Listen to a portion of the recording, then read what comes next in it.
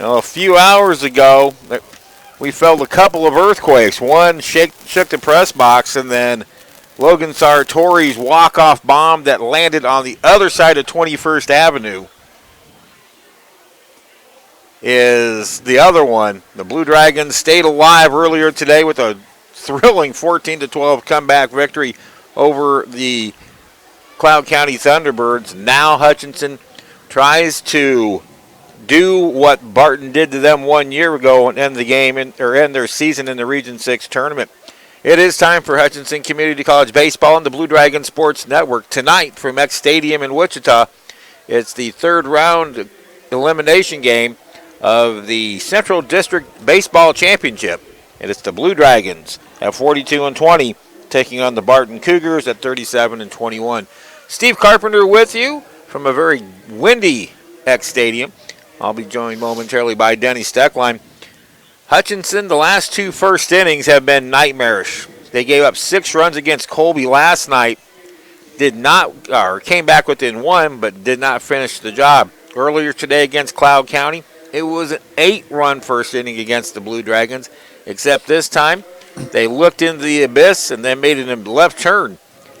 The Dragons came back, tied the game, and ultimately won it on Logan Sartori's long home run over the scoreboard, and it landed on the curb on the north side of 21st Street, if you are familiar with Eck Stadium. I bring in Denny Steckline, who wasn't here today. He actually had to work. Well, kind of. So I told you I had a series of 18 appointments this morning that I had committed myself to. Beautiful morning, although we did experience that wind as well. And when you play a golf course for the very first time and it's not an easy one, you don't want to play it when it's blowing 30 miles an hour. Let's just leave it at that. So, but you're right, Carp. You know, we jokingly said earlier that if we get out of this one, the top of the first, without giving up at least 6 runs, it's a moral victory. And that's, only somewhat tongue-in-cheek. You have to like the fight that we saw, especially today. You were right. Last night they got it back to 6-5 before it got away from them. But today, being able to come back, showing the resilience, and ultimately coming away with the victory. But you can't roll the dice like that too many times, especially the deeper you get into this tournament.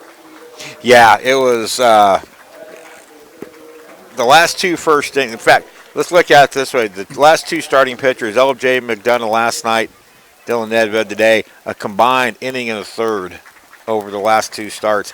That's going to put a lot of pressure on tonight's starter, Mike Brown, who's a seasoned veteran. He's a sophomore. He's an innings eater, or has been. He suffered an injury middle of the season, and that's really kind of slowed his progress. Yeah, it has. And back on your point about LJ and Nedved, only an inning and a third. If there's a bright spot to that, neither of them threw very many pitches. And so on one hand, you could say, well, they're available if needed, if called upon. So certainly from a physical standpoint, they would be able to throw. But what's the mental standpoint of someone who has just gone out and couldn't finish an inning and gave up either 6 runs or 8 runs? And so that's, kind of the wild card in that equation. But the Blue Dragons are going to have to come out and swing the bats and put some runs on the board. And it'll be interesting. You talked about the wind, and it's still blowing out and at a pretty good clip. And so what's that going to do from an offensive standpoint for this game? We'll just have to wait and see. But it's probably not going to be a 1-0 or a 2-1 game. Definitely not. This will be the 6th meeting of the season between Hutchinson and Barton.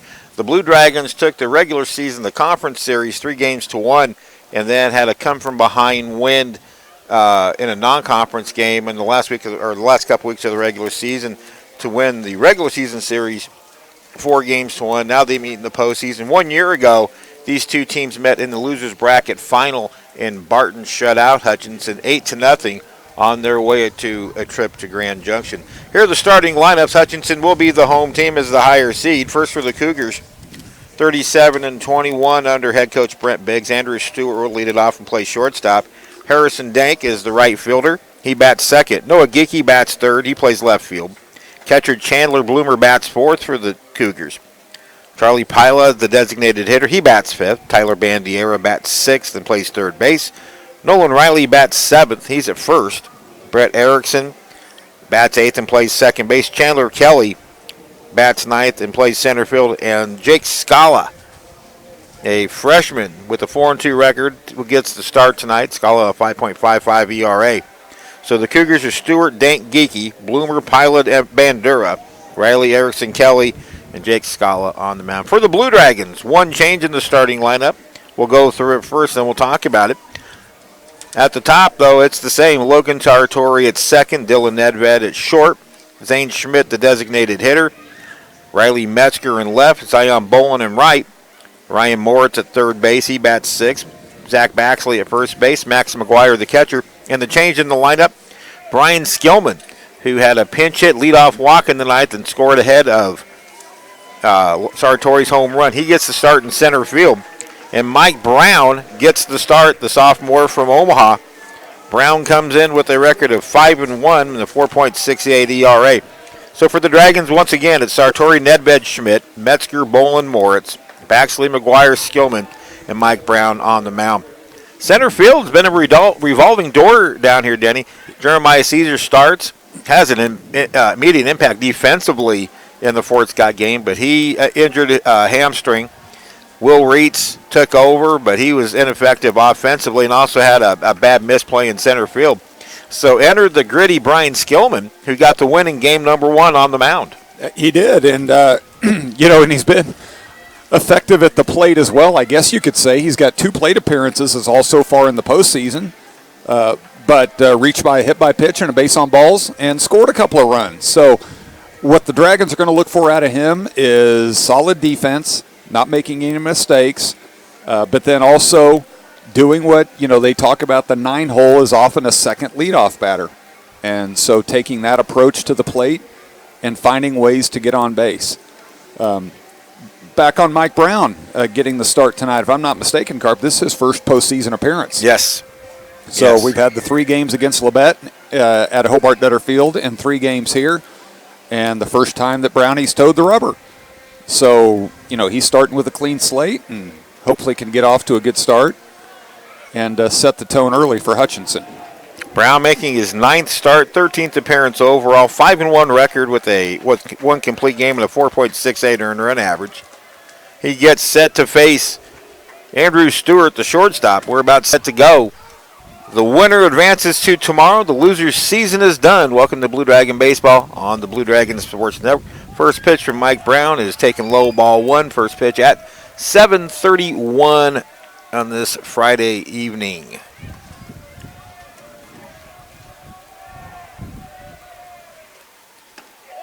There's a strike. Umpires tonight. And I lost my note on that, so we'll get those momentarily. There they are. At third base, Silas Drayden. At first base, Scott Birch and Nate Garrison behind the plate. Slow curveball swung through and missed, and it's 1-2.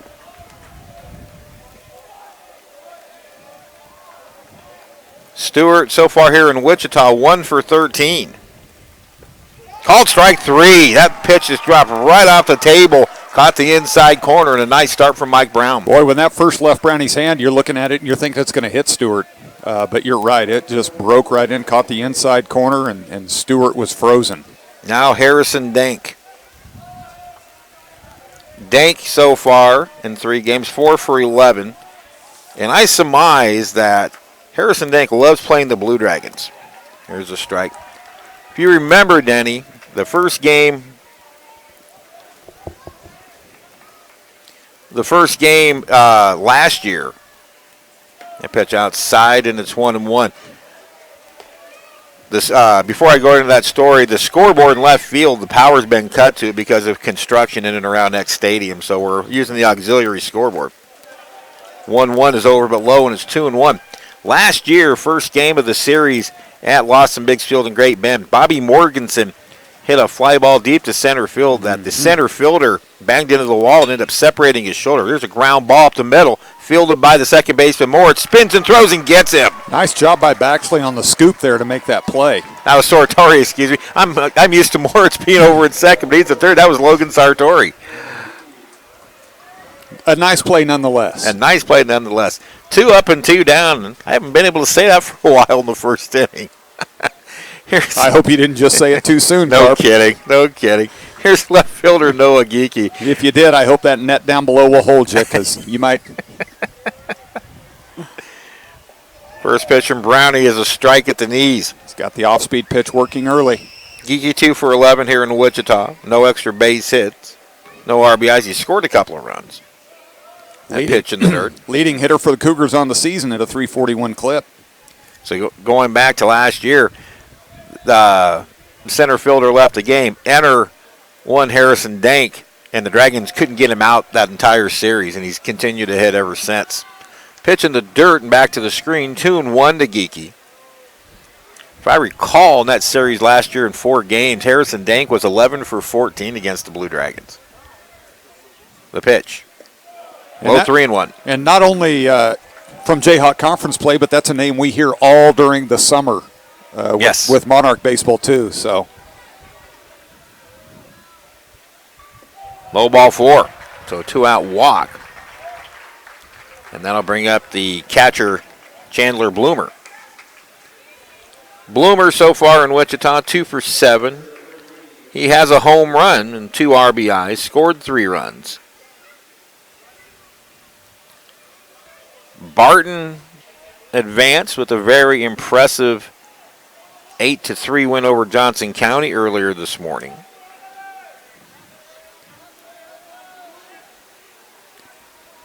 Barton won their first game of the tournament.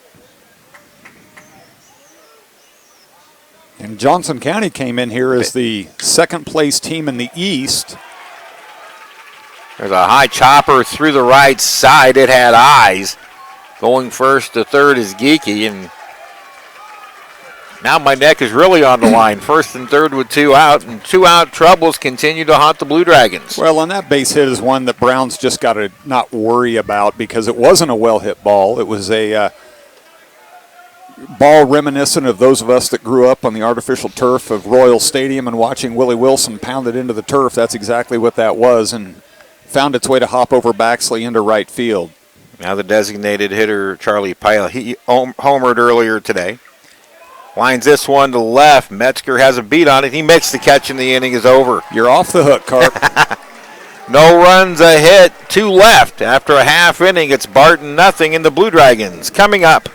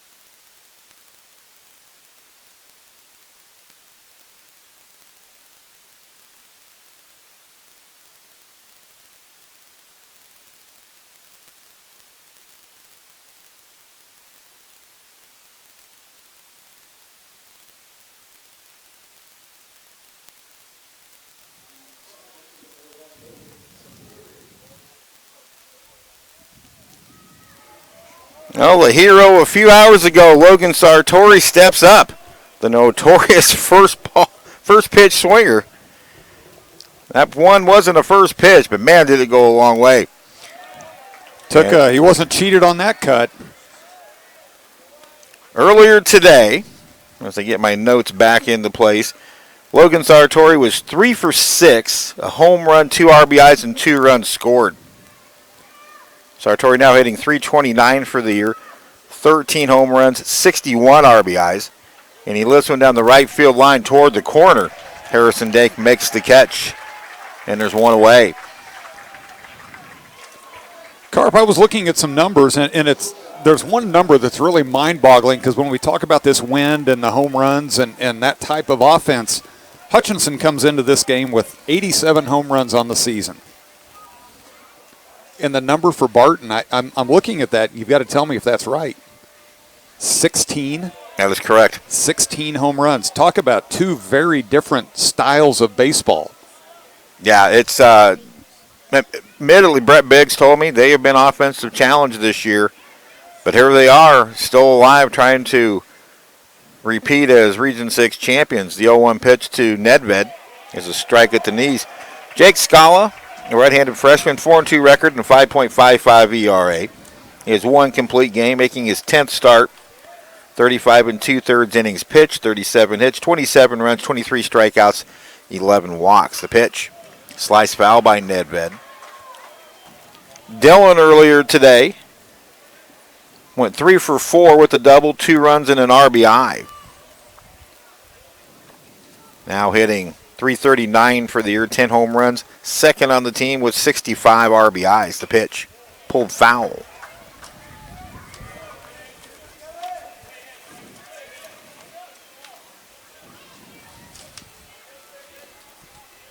Going to the count.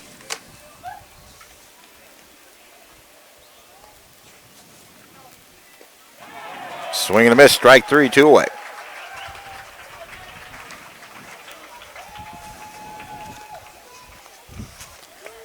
So now, Zane Schmidt finally got his first postseason extra base hit earlier today. Just happened to be a 3-run home run to dead center field. Saying it was a big one. Do you think these two young men know each other? You know where Scala's from? Kearney? Kearney, Nebraska. There are a lot of Scalas in Kearney. Here's the pitch. I'm going to go out on a limb and guess this isn't the first time they've faced each other. Yes.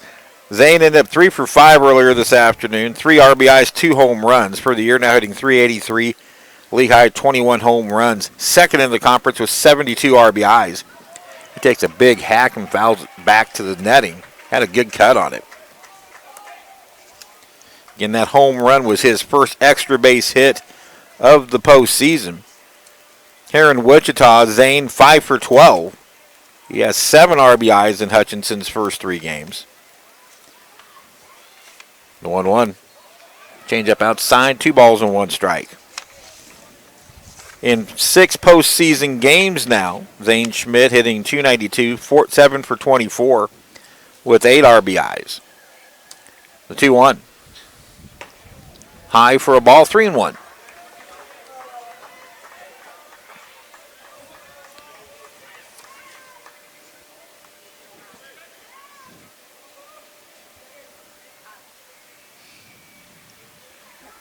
Scala winds and delivers.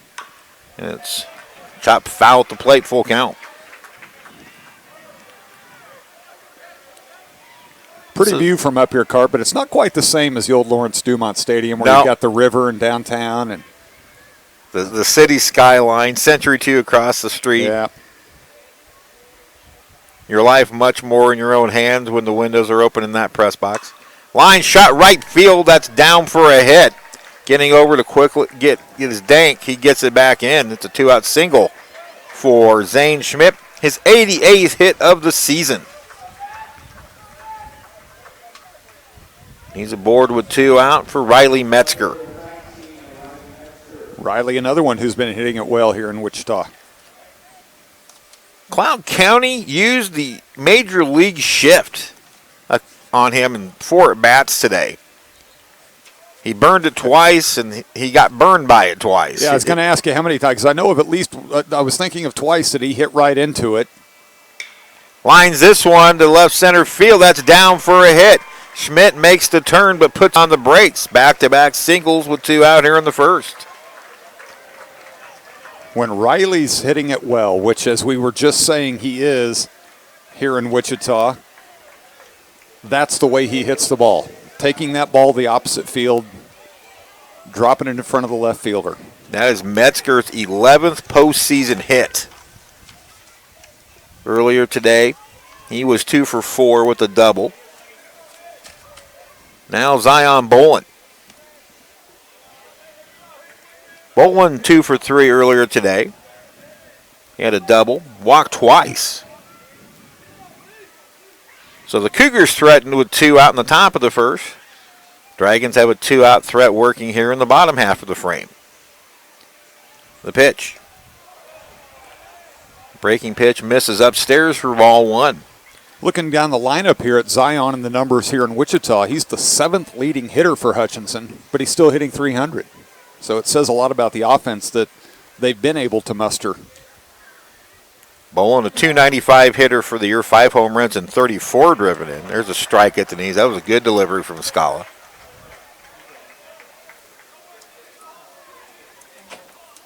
1-1 the count to Zion Bolin.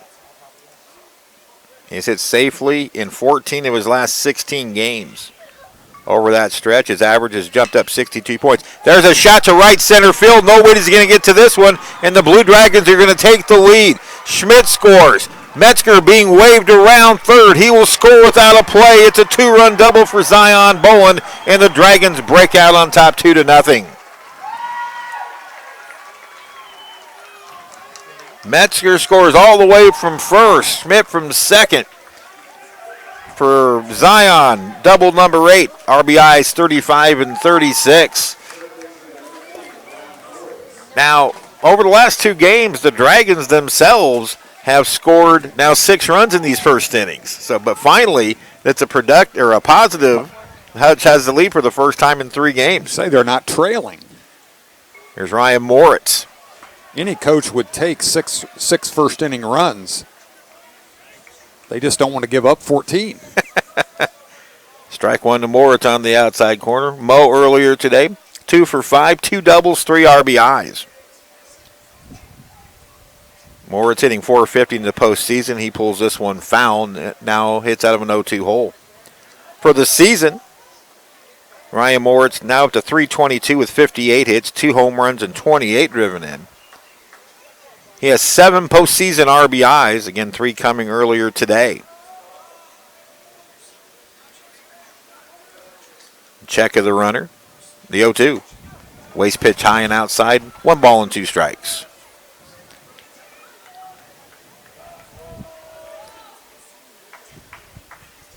The weather for tomorrow is sketchy at best. Game times are 1 and 4. And for the time being, that's probably all we'll say about that. We will get a check of the forecast just to let everybody know. Here's the pitch. Breaking pitch, low and in, 2-2. Games were originally going to be at 4 and 7. Then they put TBA because of the sketchy forecast. And it's a very unsettled forecast right now. I don't think there's any question we're going to have something. It's really a matter of what. And they're talking anything from rain, thunderstorms, and hail. The pitch. Hard hit ball to second. Fielded by Erickson. The throw low, dug out by Riley, and the inning is over. But some 2-out magic for the Blue Dragons. 3 consecutive 2-out hits. Singles by Schmidt and Metzger, and then a 2-run double by Zion Bolin, plating both. After an inning, it is Hutchinson 2, Barton nothing.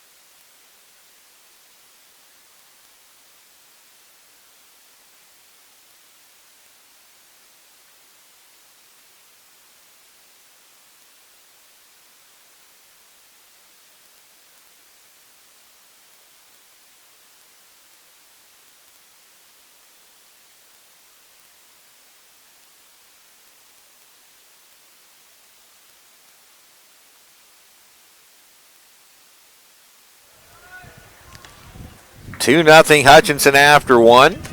Mike Brown back to work. It'll be Tyler Bandiera, Nolan Riley, and Brett Erickson, 6, 7, and 8 here in the Cougars' second. For the first time in 3 games, Hutchinson scores in the first inning but has the lead. His last 2 innings, first innings, the last 2 games have been nightmarish. Mike Brown starts Tyler Bandiera outside. Bandiera in Wichita, 3 for 12. A double and a home run, 3 RBIs.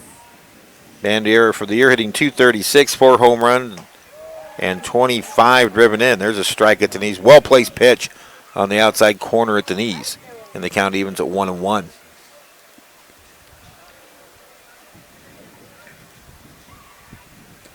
Breaking pitch outside, 2-1.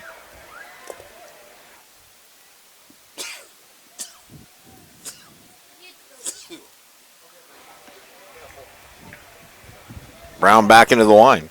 Swung on a miss, took something off of it. Bandiera swings and misses, and now the count even at 2-2. Brownie likes to work quick. He's right back up there, ready to go. Bandiera back into the box. Here's the 2-2. Change up, rip foul. You don't consider Mike Brown to be a strikeout pitcher, say, like Miguel Reyes. But yet, Mike Brown's number 9 on the all-time strikeout list. Did he go? Yes, he did. That's a strikeout. Max McGuire will tag him out. 1 out here in the second. Second strikeout for Brown. That is now career strikeout 126 for Brownie. You know, Miguel is one of those who's more of a power pitcher. At least that's what his approach is, and Brown is just very methodical in his approach. There's Nolan Riley, the first baseman. Brown starts him off with a strike on the outer half. Riley 2 for 11, a pair of doubles, 1 RBI here in Wichita. The pitch misses low. Count evens at 1-1. Riley, a .291 hitter for the year. 1 long ball and 35 driven in. 39 total hits. He swings and fouls that one at the plate. That one got a piece of Mr. McGuire, who has taken a beating this week. Done a great job, though. He's caught every game here in these playoffs and has really kept things under control. I love the excitement he showed on Miguel Reyes' last strikeout in the ninth. The pitch. That one's hit to left field shallow, coming on his Metzger, and he can't get to it. He dives and knocks it down to keep it in front, but it gets away enough for Riley to go into second base. It'll be a straight-up double for Riley. That's a product of a ball that Riley's playing deep because the wind's blowing out so strongly to left, and it's hit off the end of the bat and hard to get a read on, and it wasn't hit as well as what he may have thought, and he did a good job of laying out and keeping it in front of him. How many times do we see somebody dive and it turns into a inside-the-park home run? Now Brett Erickson goes first pitch swing and gets jammed and fouls it off to the right. Erickson, 3 for 10 here in Wichita. No extra base hits, 1 RBI and 2 runs scored. Erickson for the year hitting .288, 3 doubles, a triple, and 19 driven in. Very steady defensive second baseman. That pitch in the dirt, blocked by Max McGuire, and the count at 1-1. Earlier today, I spoke of how Ryan Schmidt is going to have to use the pitching staff, and it's going to have to be on a game-by-game basis. You can't save anybody. You've got to win one to get to the next one. Fastball over low, and it's 2-1 to Erickson. You have to think it's very much a committee approach at this point. Maybe get 2 or 3 innings out of this guy and go to the next one and hope for the same. Other than Brown tonight, you know, there's no reason he can't go deep as long as he's effective. Here's a 2-1 pitch. Foul back. Next pitch for Brown will be his 30th. He's been in the zone 17 times.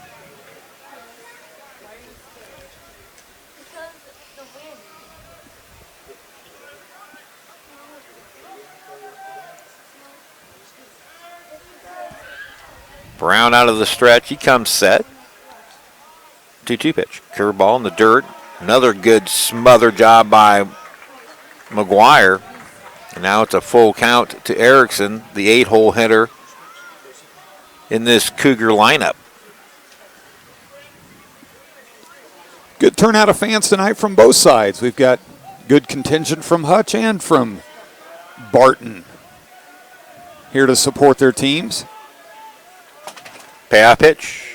Called strike 3. Erickson thought he had ball 4, but gets rung up by Nate Garrison. 2 away here in the second.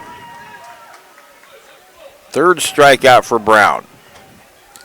Now the 9-hole hitter and Chandler Kelly. Kelly 3 for 8 here in Wichita. No extra base hits, a run and an RBI.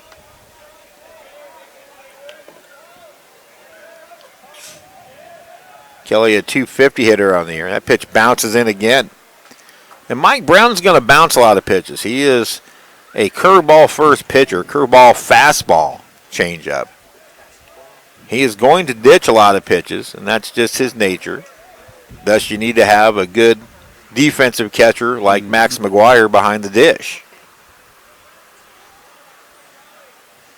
1-0 pitch. Fastball, nice pitch. Strike called, 1-1. Be interesting to ask Max or another catcher, when they know a pitcher is going to be living down low like that, would they rather have it on turf like this or on natural surface? You get the tour hop here. 1-1. Great pitch from Brown. A fastball catches the outside corner, and he's up in the count. 1 ball and 2 strikes. You get the truer hop, but you get more of a hop. Very true. The natural surface will deaden it more, and which would they prefer? Yeah, I don't know. It'd be interesting to have that discussion. Probably differs with every catcher you talk to. Time Probably. called momentarily. And it's probably just a matter of, give me whatever surface, and as soon as I get used to it, I'll be fine. I've noticed more this weekend than I have all year that Max is using the Tony Pena stance, the pitch. Tried the corner and missed, and now it's 2-2. Obviously, you can't use the Tony Pena stance. What I'm referring to, the former Pirates catcher, he would be literally sitting down with one leg sticking straight out. But you can't do that with runners on base. Line shot right at Sartori, and the inning is over. No runs, a hit, 1 left after an inning and a half. It's the Dragons 2 and the Cougars nothing.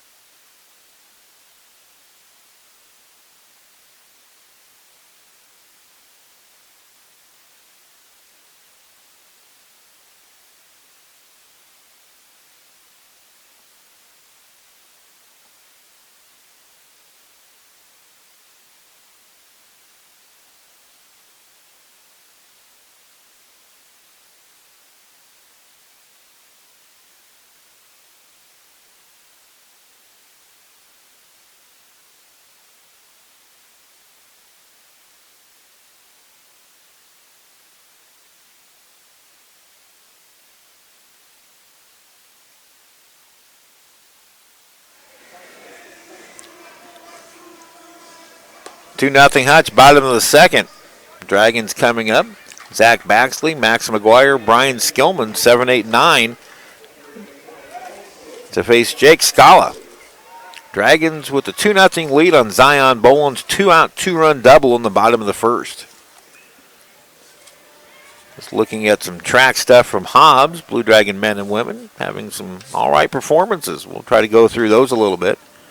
Baxley lines one to center field. That's down for a hit. Outside of the home run he hit against Fort Scott, that's the best swing Zach's had in about 2 weeks. Nice swing up the middle. Right before that home run he hit, we commented about the sac fly he had to right, where he hit it well, hit it deep. It was a productive at bat, and we kind of hoped that might get him off the schneid, and it did for the home run, but he kind of fell back into that slump, so it's good to see him turn on one like that, first pitch swinging. Now Max McGuire. A huge home run earlier today. He goes first pitch, hacking, and pops one foul out of play to the right. Max was 1 for 3. 3-run home run, walked once.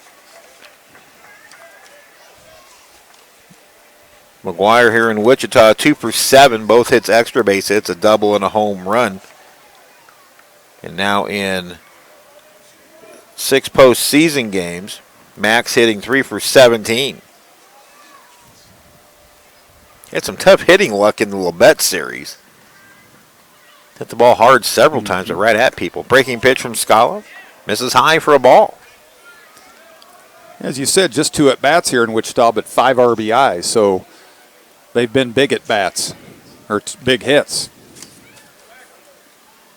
He's had some clutch hits late in the season. The home run in Game 2 against Cloud County to force a split. Hard hit ground ball left side and through for a hit. Baxley will stop at second. And it's back-to-back singles to start the second for the Blue Dragons. Starting to see some movement down in the Barton bullpen, Carp. Can't get a number on it, but it's a right-hander. And he's getting loose in a hurry, it looks like. Now Brian Skillman will be the batter. What's your call here, Carp? This is, first and second, nobody out, the 9-hole. I'm bunting, but I'm old school, and we'll have to tell that whole story here in just a second. Now we will get a visit to the mound before we can get on with that. And this visit is as much about the bullpen getting warm.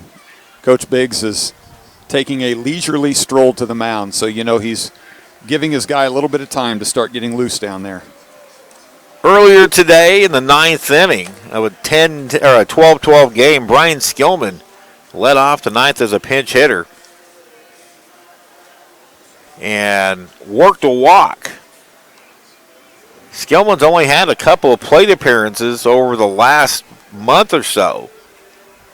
No official at-bats, but he's had 2 plate appearances and been pretty productive. He was hit by a pitch, and then, of course, the walk earlier today before Sartori's home run.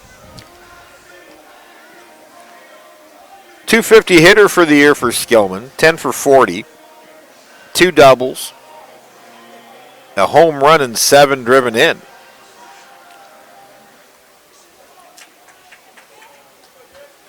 So Skillman hits with runners at first and second, nobody out. The Dragons this year, only 11 sacrifice bunts as a team, now playing their 63rd game.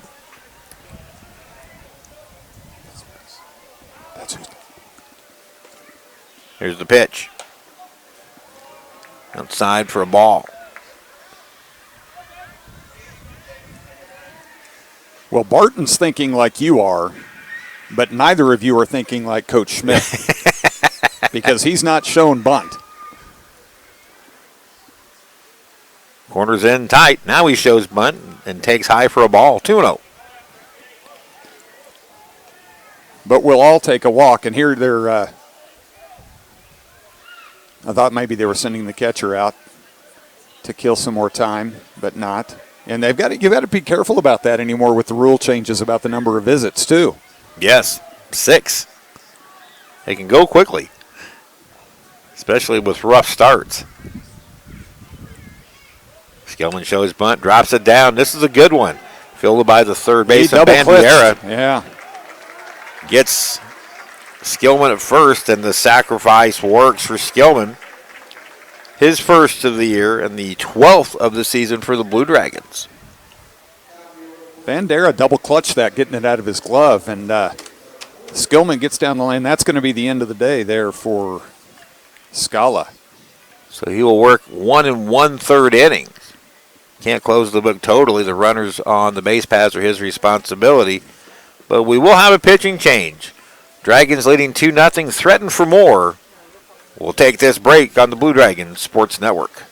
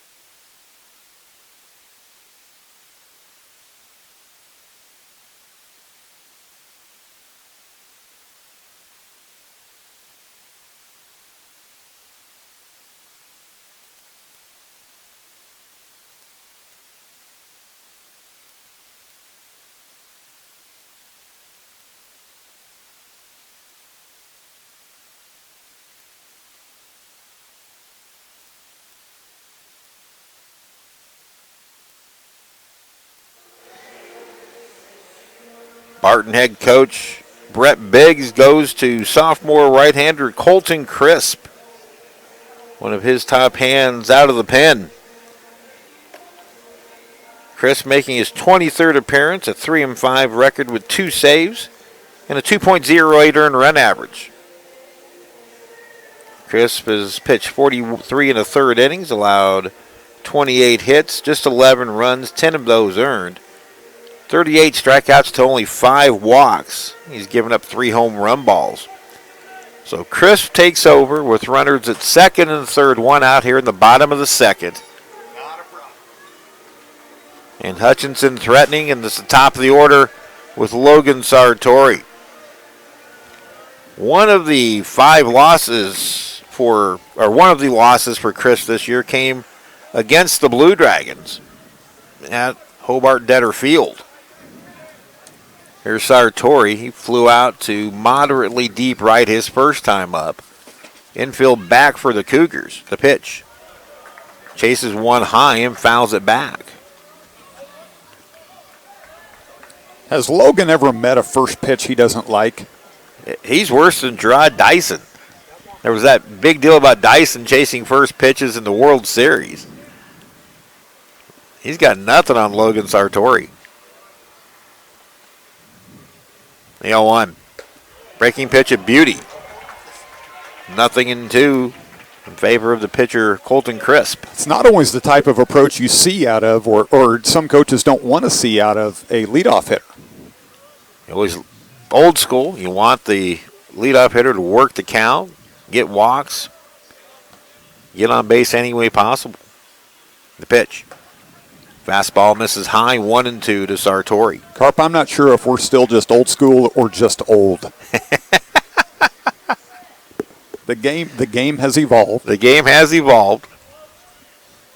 I still love the game, but I do prefer small ball if I had my druthers. The pitch. High fly ball, deep left. Is it fair? No. And quite possibly another ball out on the 21st Street. It kind of looked that way. It had its line on a vehicle that was traveling the road. Count remains 1-2 to Sartori. That was Sartori's 21st career home run. He's now tied for 9th with teammate Zane Schmidt on the all-time list. The pitch. That's a line shot, right center field, the base hit. This will plate 2. Baxley scores. McGuire coming around third to score. Logan Sartori going into second, and that is a school record 38th double for Logan Sartori, breaking a 4-way tie. 38 doubles now for Sartori. He drives in 2, and Hutchinson leads it 4-0.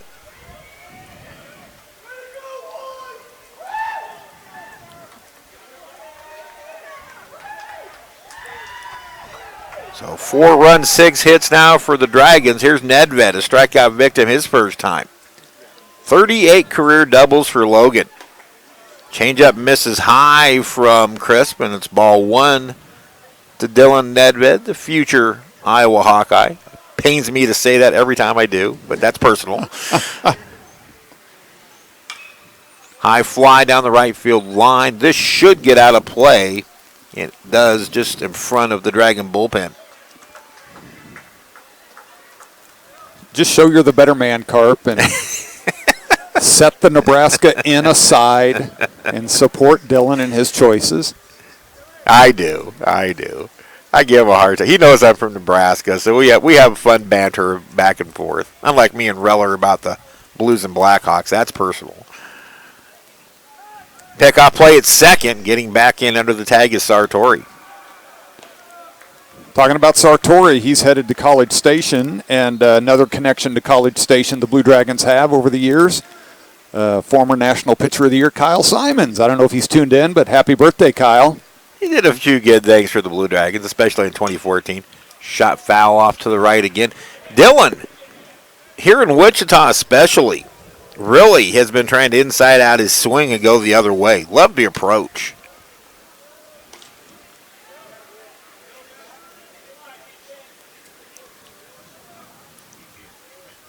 Sartori away from second. And Andrew Stewart sneaks in behind for a lift. Here's the pitch. He went around. That's a strikeout for out number 2. So 2 consecutive strikeouts for Nedved. And it's a runner at second, 2 away for Zane Schmidt. Now if you're Brett Biggs, base open with the best home run hitter in the league, they're going to pitch to him, but we'll see how carefully they pitch to him. Crisp has allowed 3 home runs on the season, so it's certainly something they need to think about. Righty-lefty matchup, the pitch. Pulled along first base line. It's fielded fair by Riley. He flips to Crisp, and the inning is over. But Logan Sartori, a school record 38th double, drives in 2. 2 runs on 3 hits. They strand 1, and after 2 innings, our new scorer, Dragons 4 and the Cougars nothing.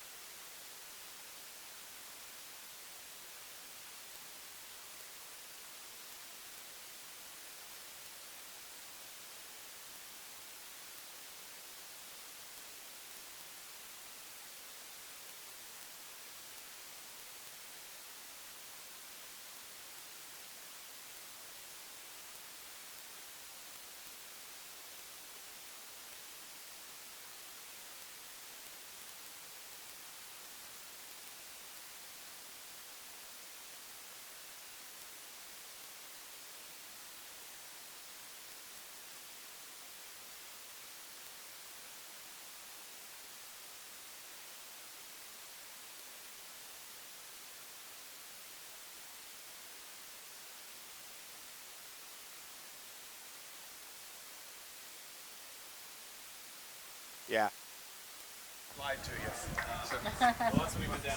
Andrew Stewart leads off the top of the 3rd. Mike Brown has thrown 2 scoreless, giving up 2 hits with 3 strikeouts. And it's ball 1 to Stewart, who struck out looking his first time. Ground ball up the middle. Nedved can't get to it. It'll be a single up the middle. Been a long run for him to get. It's been a tough play. I don't think he throws him out even if he gets it. So it's the 3rd hit issue or off of Brown. First time the Cougars had a leadoff man aboard. Now Harrison Dank, the ever dangerous Cougar right fielder. He was retired on a great play by Ryan Moritz. He went to his right and made a spinning throw and got him by a step. Strike 1 to Dank. Stewart has 9 stolen bases on the year, been thrown out 6 times. That 9 is tied for second on the Cougars. Behind 11 by Erickson.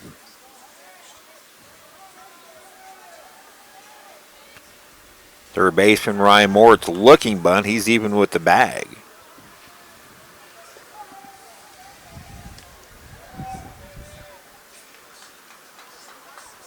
Wind howling out to left. Steady 20-mile-per-hour winds, easy. The pitch. High fly, out of play to the left.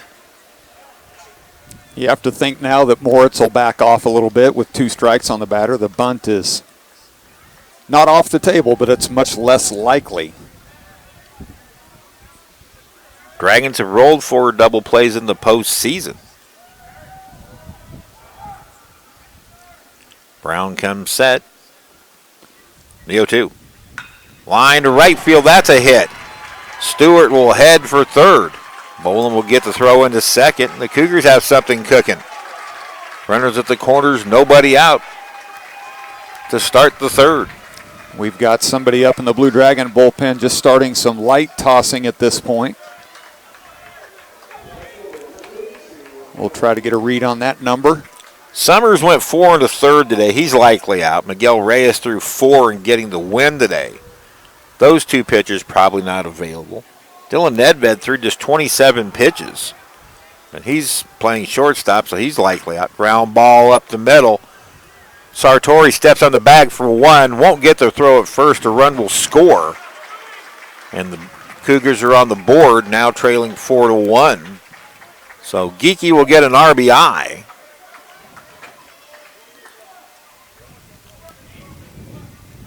Dank retired at second, 4 unassisted, and Stewart scores to make it 4-1. Now bases are a runner at first, one away for Chandler Bloomer, the catcher. He singled his first time up. Dragons about hit Barton now 6-4. Good late movement on that fastball, and Bloomer fouls it back. Bloomer had a good rip at it.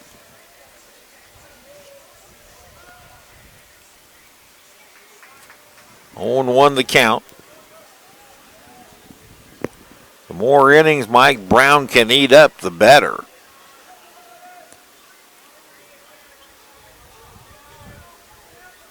The 0-1.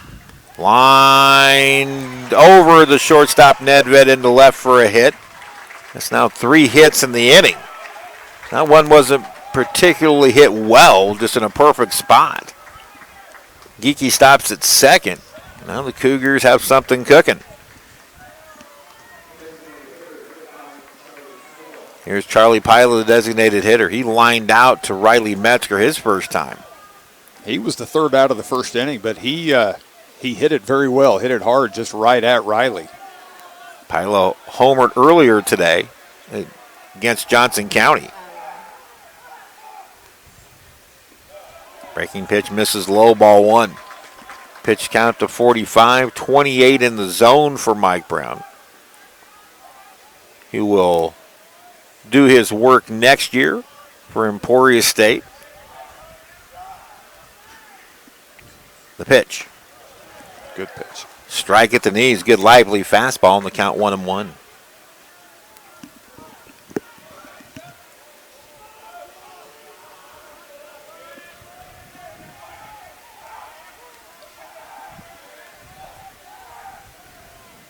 The pitch. Breaking pitch. Tap foul. Had Pila way out in front of that one.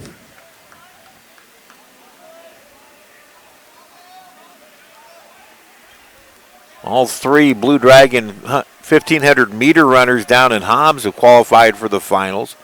Andrew Kibet, the second fastest qualifier at 4:04.76. The pitch. Fouled back again by Pila, and it's 1-2. L.J. McDonough throwing in the pen. We think. It's hard to see because the pitchers are actually throwing at the press box. But that motion does look like L.J. Mm-hmm. I think I saw enough of the number to guess Called that. strike 3 at the knees. Big strikeout by Brownie for the second out of the inning. Clutch pitch for the second out. That gives Brown now 4 strikeouts. 1 in, 2 on, 2 out for Tyler Bandiera, strikeout victim his first time. Hurdler Jewel Bolden qualified for the finals today in Hobbs. Ran a 14:08, the 5th fastest time. She's had a very solid year. The pitch. High pop in the infield. Who's going to take it? Wind blowing it, and McGuire makes the catch. I'm not kidding you, Danny. That thing moved at least 15 feet from the apex to where it reached Max McGuire. If not more, that started out towards the Blue Dragon dugout, and he caught it on the Barton side of home plate. Umpire ruled it fair. I'm not sure by the time he grabbed it if it was still fair, but it was. You're right. It moved significantly. 1 run, 3 hits for the Cougars in the top of the third. 2 left on after 2.5. Our new score: Dragons 4 and the Cougars 1.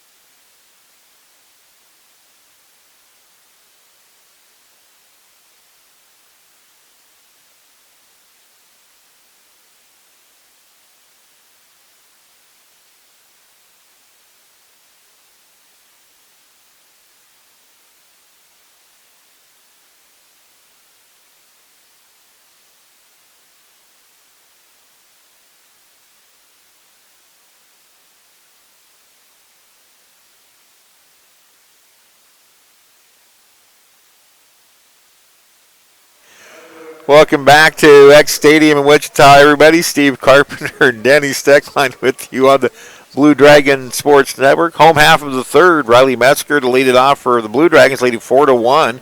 He takes a shot to left and misses. It goes foul.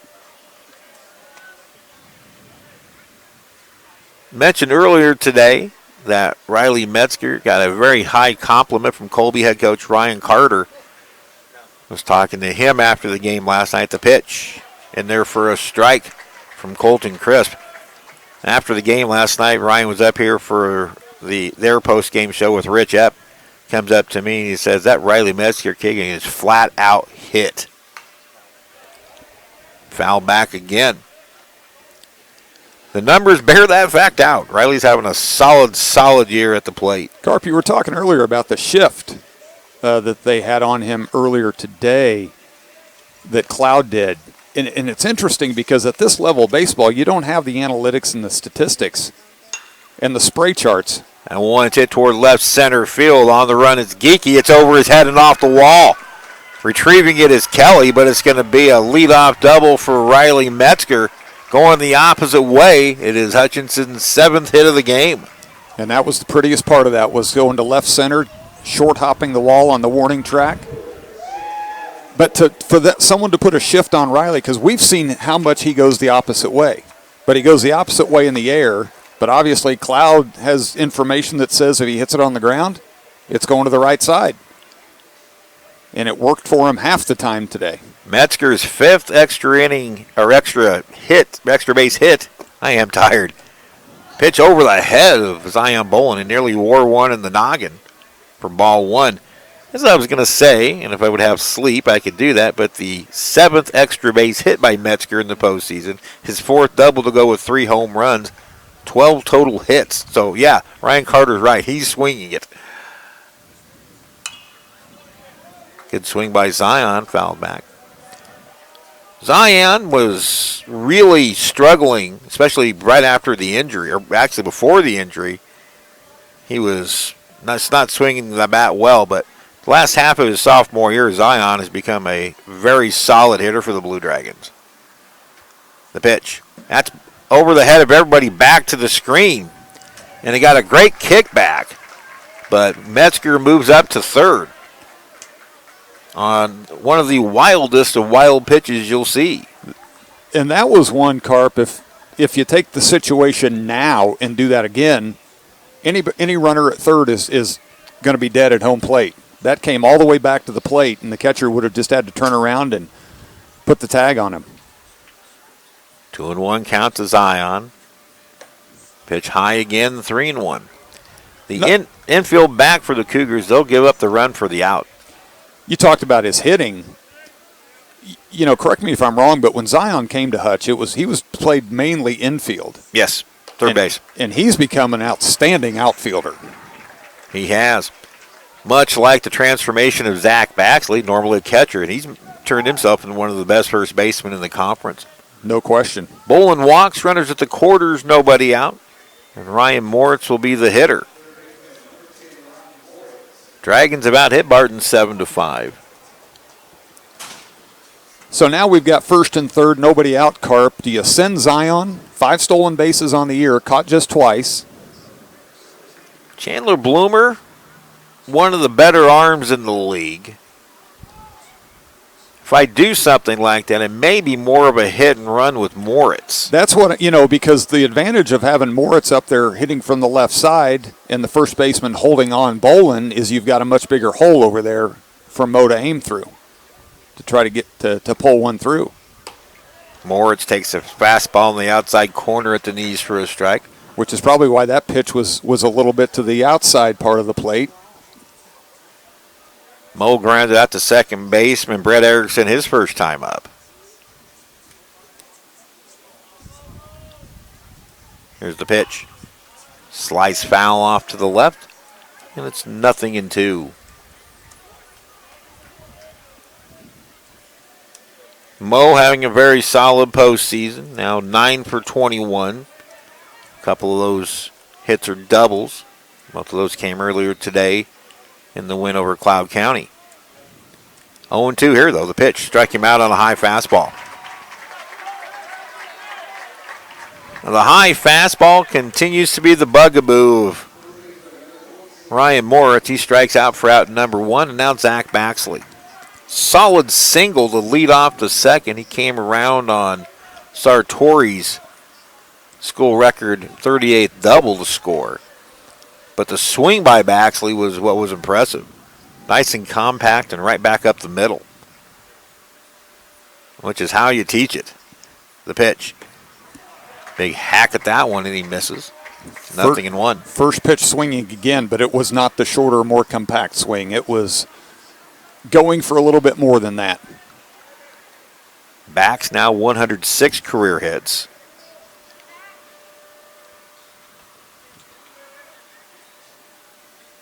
If I remember right, that's right around 35th most all time. The pitch.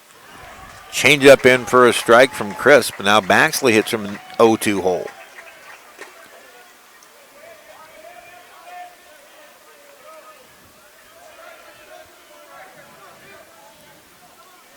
Blue Dragons getting runners at the corners with nobody out. Now 1 out. You need to take advantage of that. Baxley lays off a high fastball, checks his swing, and it's 1-2.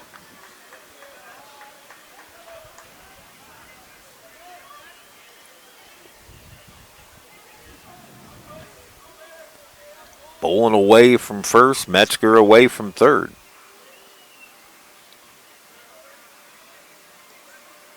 Now time called. Metzger started it off with a double.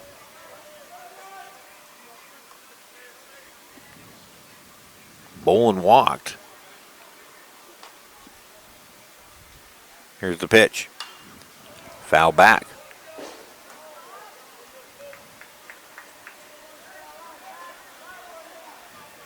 First of 2 years in a row, this tournament will be played here at Eck Stadium. And I am actually sorry to say that I will not be here for next year's tournament because we're hosting National Track the same time in Hutchinson next year. Oh. You're going to be doing a lot of radio on your own there, big boy. Could be. Could be. Good to know. Good to know. I better get those dates from you and get them on the calendar now. Hutchinson will host the 2020 national meet. The 7th time Gowan Stadium has been the host. The pitch. Upstairs 2-2. The Dragons will be hosting that in new head coach Robert Spieth's first year. I think people are going to like Robert. He is a very analytical guy, and he's sharp. Great credentials. And no pressure, coach, but your first year hosting the national tournament, your first year at Hutch, and we're hosting the national tournament. We expect great things. Fortunately for most of us, it's not our first rodeo with that national meet. Right. Back stays alive. Still 2-2.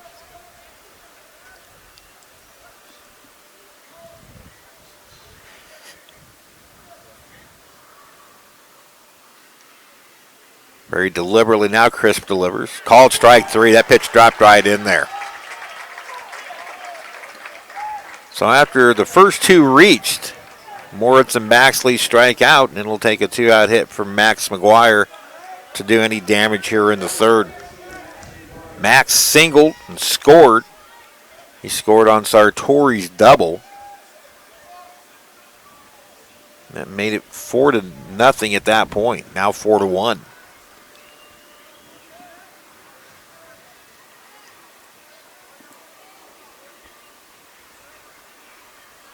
The pitch. Got fooled on it and went around. Strike 1. Crisp has been very effective. He's had a lot of the Blue Dragon hitters off balance. Crisp, one of Brent Bigg's top arms out of the pen. Averaging just shy of a strikeout per inning, and more impressively in 43 1/3 innings coming into today, only 5 walks. The pitch. One going to miss on a fastball, 0-2 to McGuire. He's helped those numbers so far with 3 strikeouts and just over an inning worked.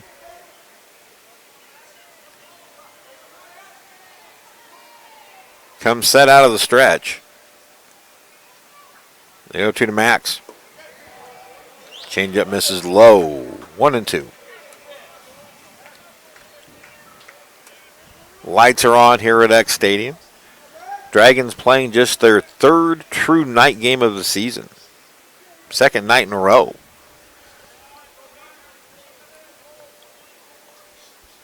The pitch. Max barely got a piece of it to stay alive. I think you mentioned this last night, Carp, when I was tuned in, but what was the first one?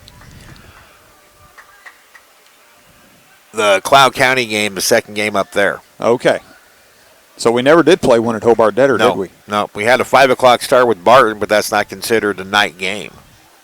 6 o'clock is the magic number for that particular stat. 1-2 pitch. Wouldn't chase a high fastball. Now the count evens at 2-2.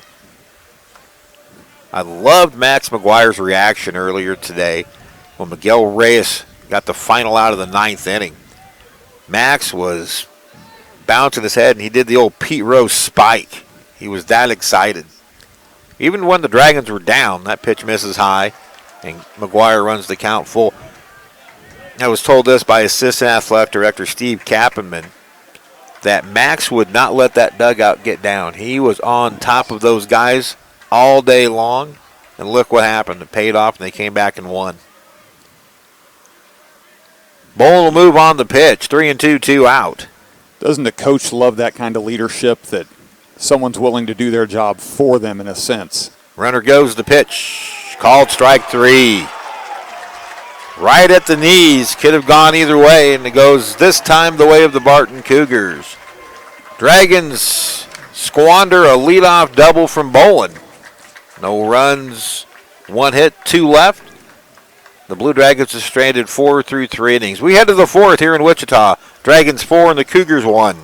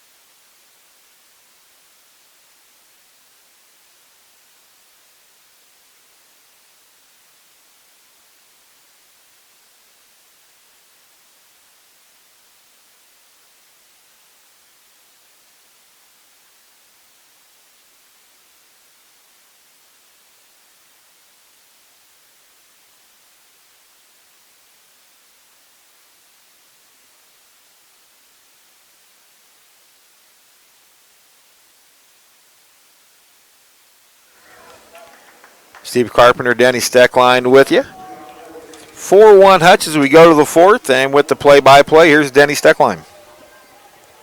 Mike Brown back on the mound for the Blue Dragons. Facing 7-8-9 for the Cougars. Riley to lead things off. First pitch off speed. Drops in for a strike. Riley doubled in the second. Was left stranded. This pitch bounces up, evens the count at 1-1. Carp said he needed to take a little bit of a nap, so he's going to... I'm still awake. He's going to just kind of take it easy, kick back, and chime in whenever he feels the need. Just inside, 2-1. You have to wonder after Max struck out, and it looked like a good pitch. Like you said, it was one that could go either way. What kind of conversation now takes place between a catcher and an umpire about a call? This one down low, 3-1. Yeah, you just want to make sure you get that same call. No question. Probably asking the ump, what did you see? And, you know, Max may have had that conversation when it was called, but he never looked at him. This one's coming right back to the press box. Doug Bender, the Barton radio announcer, and Hall of Fame head coach Mike Warren over there. And those people who know our antics at Hobart Deader, yes, they both flinched. Line foul. Turned on that one. He was way ahead of it. Count remains full. Top of the fourth. Hutchinson leading it 4-1. 4 runs, 7 hits for the Blue Dragons. 1 run on 5 hits. Fooled him. Had him off balance. Swing and a miss. Strikeout for Brown to start things off here in the fourth. That'll bring up Brett Erickson, the second baseman for the Cougars. Struck out looking. Brown now 5 strikeouts through 3 1/3. Just off the outside corner for a ball. 58 pitches for Mike Brown, 37 for strikes. This one lifted high in the air, well hit to left center. Skillman has a beat on it. Over to his right, squeezes it for the second out. So quickly, 2 up, 2 down for the Cougars here in the top of the fourth. That'll bring up Chandler Kelly. Kelly, the center fielder, hit a soft liner to Sartori to end the second for Barton. He grounds this one foul. Nicely snagged by the Barton first base coach. One-handed. You think Jamel Cervantes took any notes? I'm looking for Jamel down there at the dugout because usually when something like that happens, he'll look up here to get some acknowledgement. I see him down there. He's just staring at the turf. Count even 1-1. You mentioned Coach Warren next to us from Barton. You know, his son Shane played at Barton, and swing and a miss, 1-2. Shane, his wife Karen, their kids live in Hutch. Shane coaches at Hutch High, but they're big Blue Dragon fans and big Monarch fans. They host players every summer. I wonder where Shane's allegiance is tonight. This one down low, 2-2 the count. I know where Shane's allegiance should be tonight with the boys in blue and red, but, you know, we'll let it slide if he's pulling for the alma mater as well. Called strike 3, so a quick top of the fourth for Mike Brown. A pair of strikeouts and a flyout. Through 3 1/2, Blue Dragons leading the Cougars 4-1.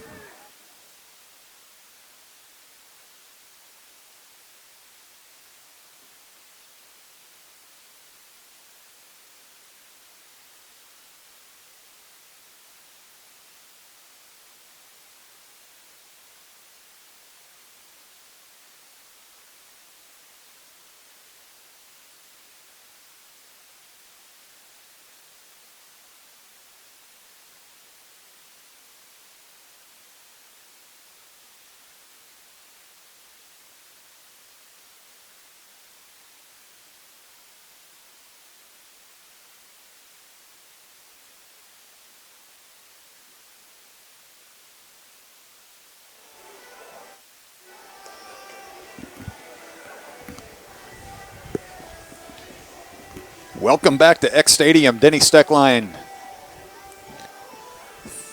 helping out Steve Carpenter. The call of tonight's game. Through 3 1/2, Hutchinson holds a 4-1 lead over Barton. Colton Crisp back on the mound for the Cougars.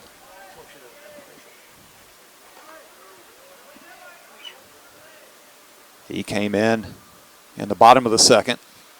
This will be his first time facing Skillman. Skillman turns on the first pitch, lines it to right. Harrison Dank squeezes it for out number 1.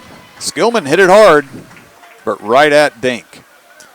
Brian Skillman just continues to impress. His gritty mentality made him a key figure on the mound. Now at the plate as he's getting back in. Like I said, he had 40 at-bats coming into the postseason.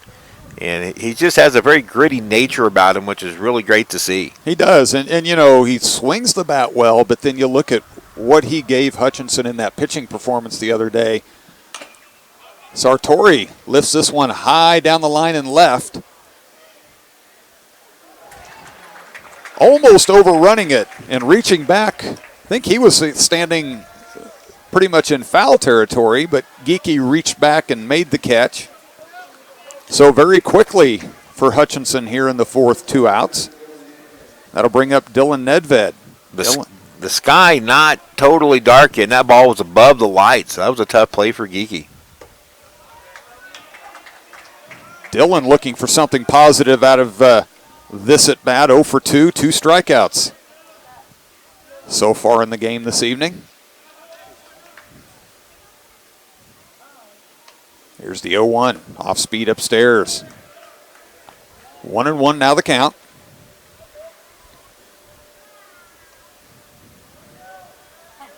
Not only with the sky and the lights, but the wind is still blowing out to left at a very strong clip. Dylan fouls this one back to the screen. Down in the count, 1-2.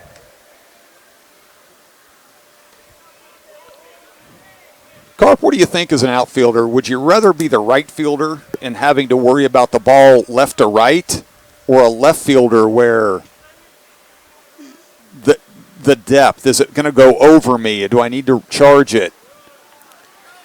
If I'm a fielder that can, in essence, go gap to gap, I want, the one blowing side to side. It's a outfielders will be that they're better side to side, and some are better going front and back. So it's a personal preference. Back in my day, I preferred the wind, the crosswind, where I can go chase it down that way because I just was better laterally. Full count now to Dylan. Lines this one foul down the right field line, just over the Blue Dragon bullpen. Bunch of youngsters trying to chase it down in their ball uniforms. That's good to see. Yeah, I saw some young men. Might have been Cardinals on their shirts. I couldn't tell for sure. Glad to see them wearing them out here to the game.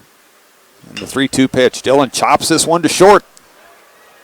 Going to be a tough play, but nicely done by the shortstop Stewart to retire the side, and the Blue Dragons go in order. So for both sides, a very quick fourth inning. To the fifth we go. Hutchinson up 4-1.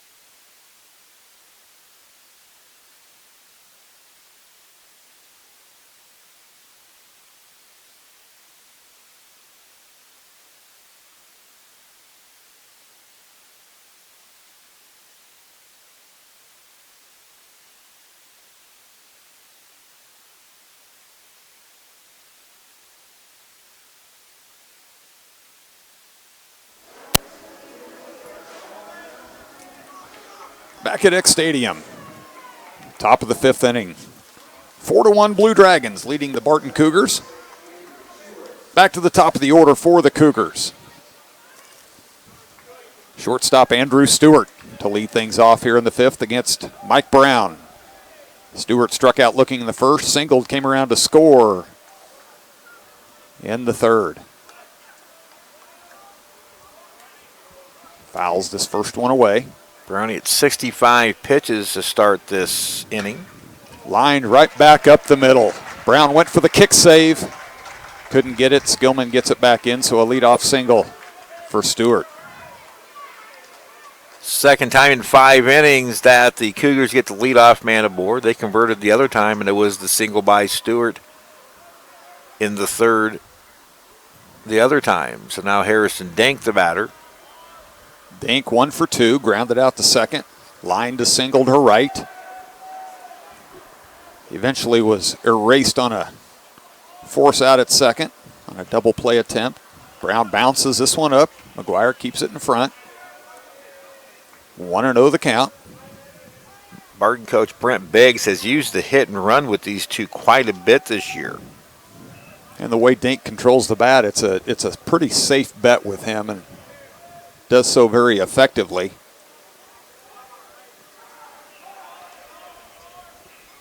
There goes Stewart. Stewart bluffing. Has called strike on the outside corner. Carp, I just looked down, and there's some action in the Barton bullpen, and I saw Crisp down there, and he was giving knuckles to some of the guys. So you have to wonder if his day's done. He's walking down there just holding his glove. I see him. Not where your pitcher would usually be hanging out if he was still in the game. Well, that goes, you have to coach this game, but even mind, you still have to have it in the back of your mind if you win this game. You don't want to burn a guy like Crisp, so you throw him 3 or 4 innings, then you send the next guy out. You alluded to it earlier. That's kind of how you get through these stretches in the loser's bracket. Fouled at the plate by Dank. Count now 1-2.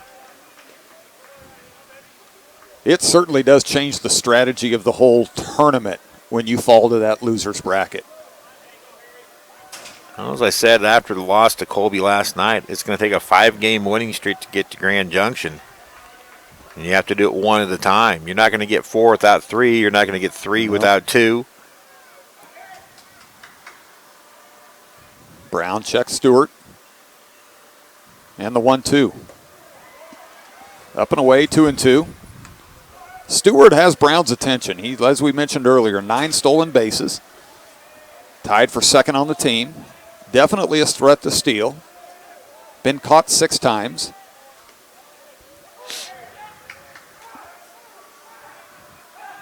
Brown throws over, trying to keep him honest.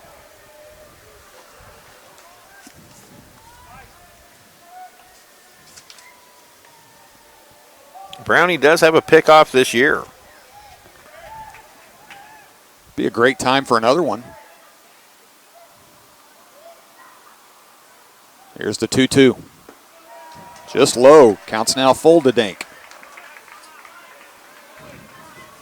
And that's what makes these two at the top of the order so tough.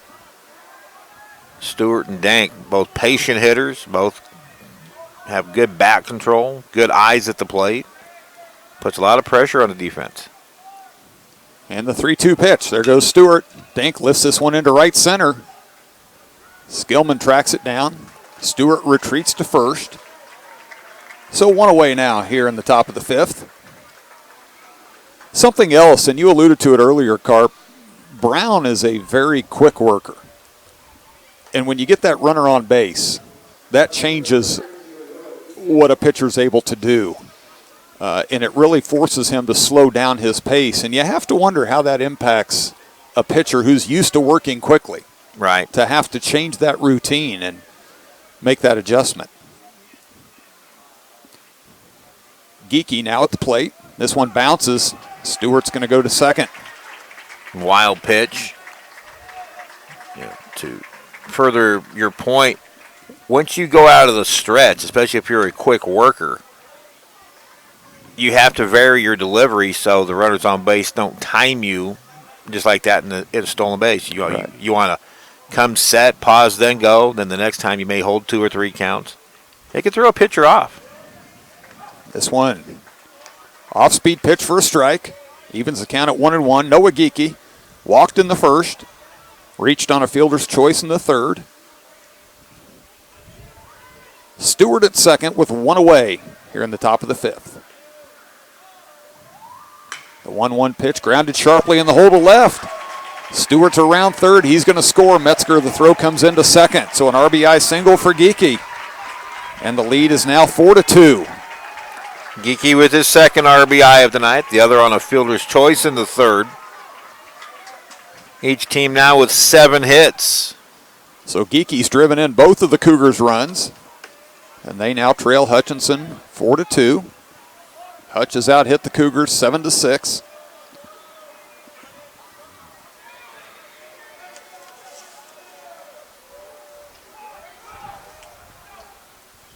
Brings up Chandler Bloomer. Bloomer singled in the first. And Carp, you're going to have to help me with what he did in the third. I have him on first base, but I didn't write down how he got there. Bay said he's 2 for 2. 2 for 2.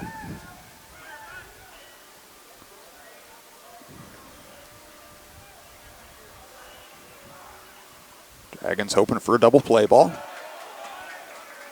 This one down low now, 2-0.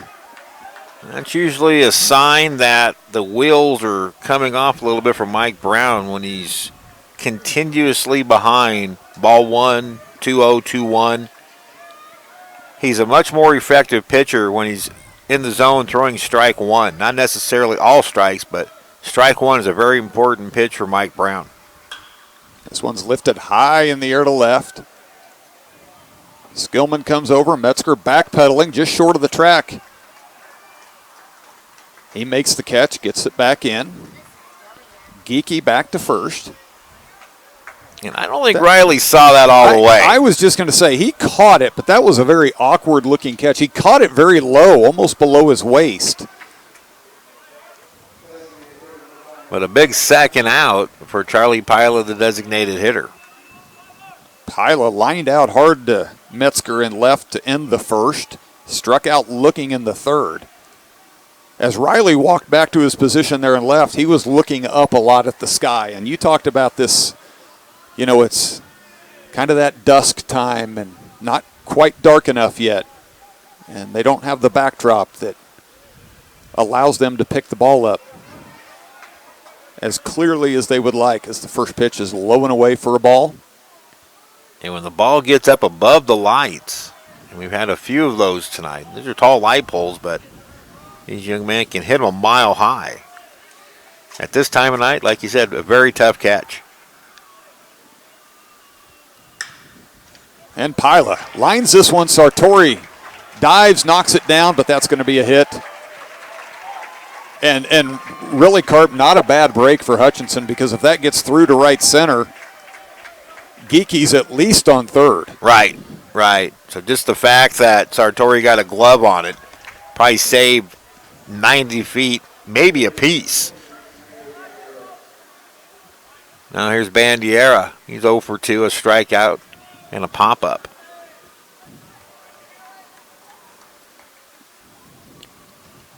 We were speculating that was L.J. McDonough getting loose down in the Blue Dragon bullpen. First pitch is, I want to say in the dirt, but you really can't. Down low. And if that is L.J., he's still throwing, but they've got to be ready. They've been up off and on for a couple of innings. I know Ryan Schmidt would love to get 5 full out of Mike Brown, but bounces this one up. McGuire guns it to third, and they're going to cut down Geeky trying to advance on the pitch in the dirt. So 2-5 on the putout in a huge way. And McGuire is very slow getting up, and I think that's just a result of that pitch. He's taken a lot of them off the chest tonight. And all tournament. So we reach the halfway point here at Eck Stadium. Blue Dragons lead the Cougars 4-2.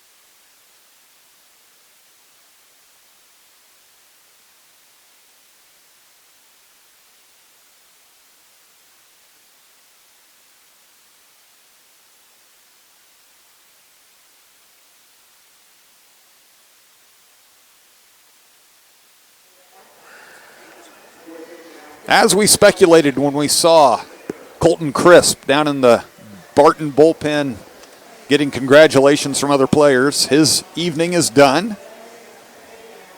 Joe Richter takes the mound for the Cougars here in the bottom of the fifth. Richter, 4-2 on the season, 2.93 ERA.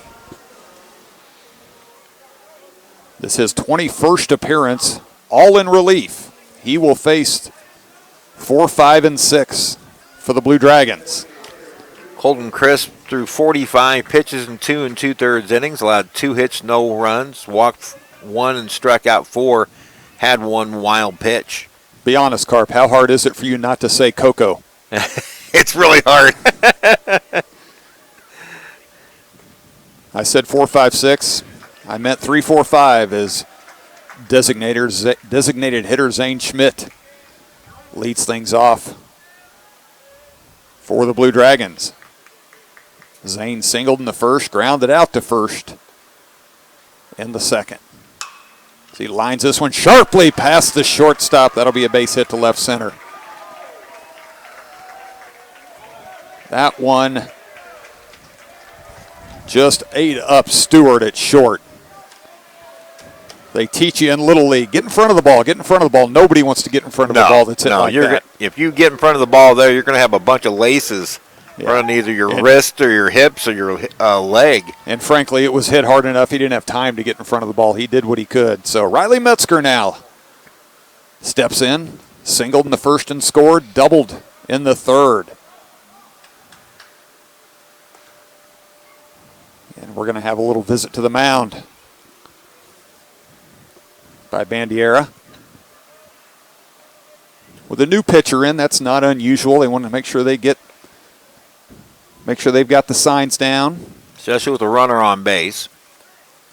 And the fact that if the runner gets a second, they'll probably change the signs up. So you're talking about Cloud County putting the shift on Riley. He burned him a couple of times. One, he pinballed a line shot off a couple of different players. Grounds that one sharply to the first baseman. And they turn the 3-6-3 double play. Actually, 3-6-1 with the pitch recovery. 3-6-1, I'm sorry, thank you. It was 3-6-3. Okay. Yep. Told you my eyes are tired. Good assist from up top by a young man from Barton doing their Twitter feed tonight. He's got the youngest eyes in the press box. He's got that going for him, which is nice. Right fielder Zion Bolin now steps in with 2 outs. Zion has reached twice with a double and a walk. Called strike. This is only my 12th game in 3 days, so. Excuses. I used to enjoy that. I mean, I still enjoy it. But absolutely. There are worse ways to spend your days. Indeed. Low and away. Evens it up at 1-1.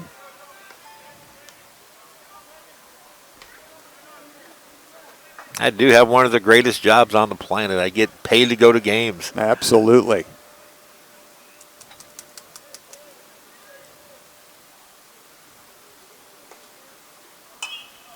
Zion fouls this one back. You know, we've talked about the wind and when they get the ball up in the air, Carp. Look at mainly the third base umpire slacks. And they're not doing them at the moment, but those things are whipping around a lot. Yeah. There's a lot of wind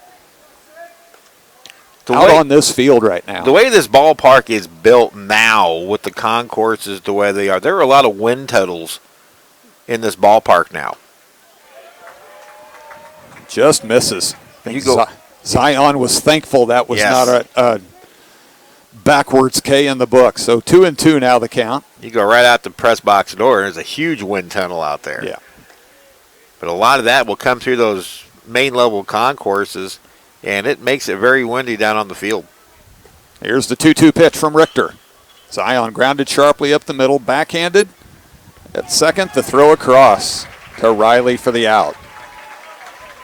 So a promising start with the leadoff single, but the double play and ground out makes it an unconventional 3 up, 3 down for the Blue Dragons. After 5, Hutchinson 4, Barton 2.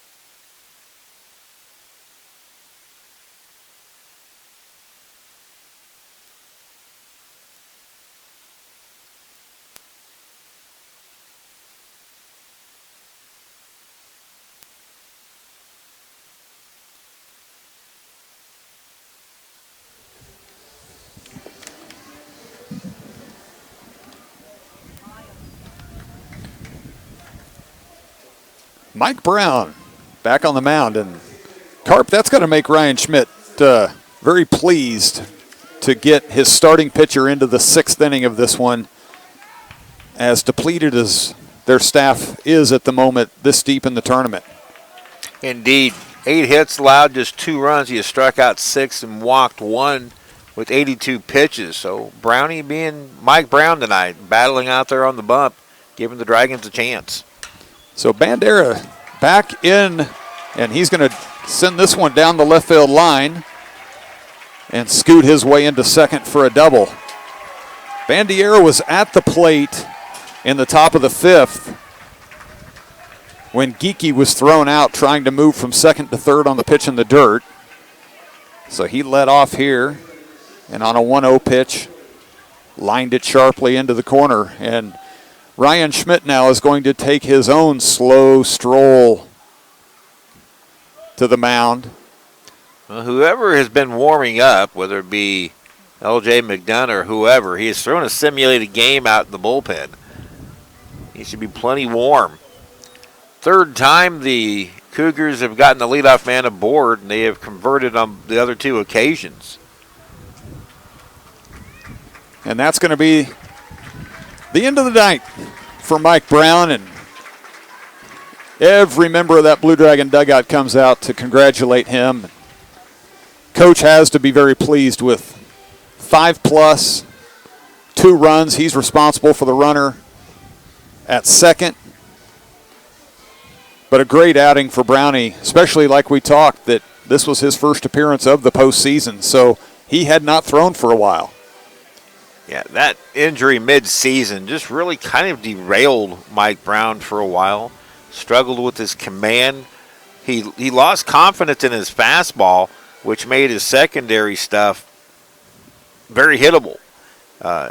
He doesn't have the most lively fastball in the world, but he spots it well enough to make his secondary stuff very good. So to get 5+ out of him tonight, where he's been erratic the second half of the season, a big-time plus. Now it's up to the bullpen to keep it here at 4-2. And it is LJ McDonough. It is LJ. I was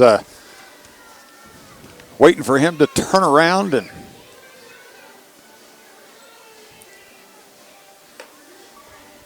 LJ, a big-time fastball.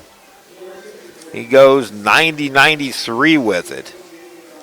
Good breaking pitch. Out of the pen the last 6 times he's been out of the pen, he's just been lights out. Long relief kind of guy. He struggled in his start. He struggled in every start that he's made this year, but he's been so much better out of the pen. Carp, they must have, when the power was to the main scoreboard, they must have had something on that gives you the pitch speed. Yes. My son Ryan was here the other day when LJ got the start. Said he saw a few of them hitting 95 on the scoreboard. So LJ can bring it. What we need for him to do here is throw strikes. Forget about the outing when he started. It was a tough outing, just 2/3 of an inning. He walked 3, hit 1, 2 wild pitches, gave up 1 home run, or just 1 hit. It was the leadoff home run to Jacob Boozide, but it was a nightmarish start. But, yeah, he needs to put that behind him as he comes in here. The numbers on LJ, on for the 15th time, 10th out of the pen, a 1-4 record with 1 save and a 6.16 ERA. 30 2/3 innings pitched, 27 hits, 27 runs, 53 strikeouts, 24 walks. LJ has 2 games of 10 and 11 strikeouts this year, and those coming in 4 2/3 and 5 1/3 inning outings. He'll face Nolan Riley. So Riley steps in with Bandiera at second, nobody out. Here, top 6, first pitch inside to Riley. Riley doubled in the second, struck out in the 4th. 1 for 2 on the evening. What you'd hope for is McDonough can keep things in check. Blue Dragons scored a pair in the first, a pair in the second, and their bats have been quiet since, for the most part. Certainly nothing in the run column. So you've got to hope they're going to reverse that fortune, push a few more runs across. Now being out hit 9-8 by the Cougars. 2-0 pitch. Fastball down the middle for a strike. 2-1 now to Riley. There's some mechanical things that Scott Reller and Ryan Schmidt want to work with LJ on. Make him a little more compact, but they don't want him to lose that arm velocity. This one's chopped in the turf to Nedved deep at short. Guns it across. Baxley pulls his foot on the throw. That's going to be a throwing error on Nedved. So in E6, Bax had a great stretch, but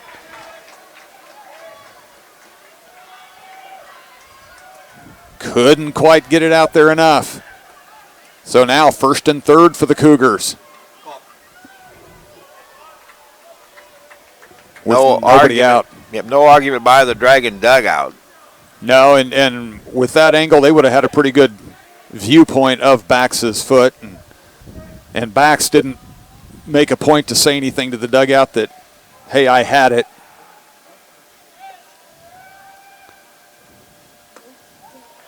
First pitch downstairs. So Erickson now up with runners at the corners. Ryan Moritz was charging, thinking bunt.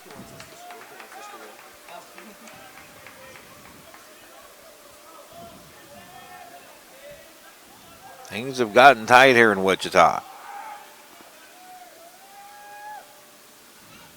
McDonough checks the runner. He bluffs. This one's lifted down the right field line. That's trouble. That's trouble. That's a fair ball. Throw comes in across to third. There will be runners at 2nd and 3rd. And Bandiera scores to make it 4-3. So Riley takes 3rd, Erickson into 2nd. That was dropped into no man's land. And from here, it looked like it landed on the wide of the line. It sure did, much like Max McGuire's double last night down the left field line. If that would have been chalk, they'd have been poofing up. So Chandler Kelly now, the center fielder. 0 for 2, line out to 2nd, struck out looking. Runners at 2nd and 3rd, still nobody out. 4-3 now, Hutchinson. And this one to the backstop, and it comes back to McGuire. He goes to McDonough, and they're going to cut down the runner, trying to just what we talked about the last time, Carp. Yes. So a big break. And normally, those pads here at Eck Stadium don't have that kind of give, but that's the 3rd time today that I've seen that happen, twice in this game. And it benefits the Blue Dragons. A runner cut down at the plate. Now a runner at 3rd with 1 out. How many times, Carp, have you written down in your scorebook that there's a put out 2-1? Not often. Pitch outside. But it's not a wild pitch. Erickson takes 3rd on the advancement of the out, but no wild pitch charged to McDonough.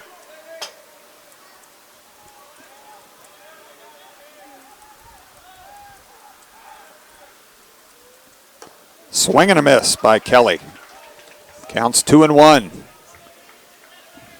LJ struggled to work ahead of the batters so far. 2-1 now the count. Erickson at 3rd, 1 away. Just misses inside, 3-1.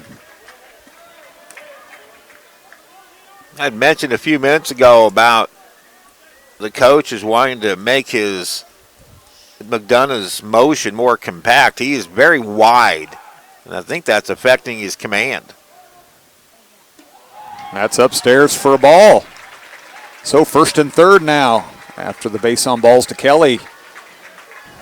And it gets the Cougars back to the top of the order.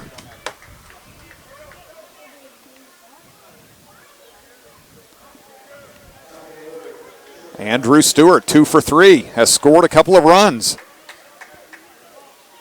Very good speed on the pass. For the Dragons to turn to double play, it's going to have to be a sharply hit ball right at an infielder. Yeah, speed on the pass and speed at home plate as well. So a double play is not a given.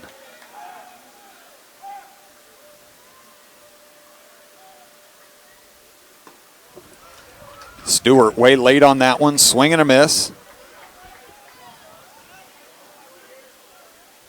I wouldn't be surprised to see him put Kelly in motion just to try to keep out of that double play situation. Just 3 stolen bases on the year for Kelly, 3 out of 4. There he goes. This one's bounces. McGuire keeps it in front of him. But that'll be a stolen base for Kelly. So now second and third. And once again, Max continues to be a wall at the plate. Can't tell you how many bases he has saved just in the games played here in Wichita. Not sure where the team's staying, but if there's a hot tub there, I bet it has Max's name on it.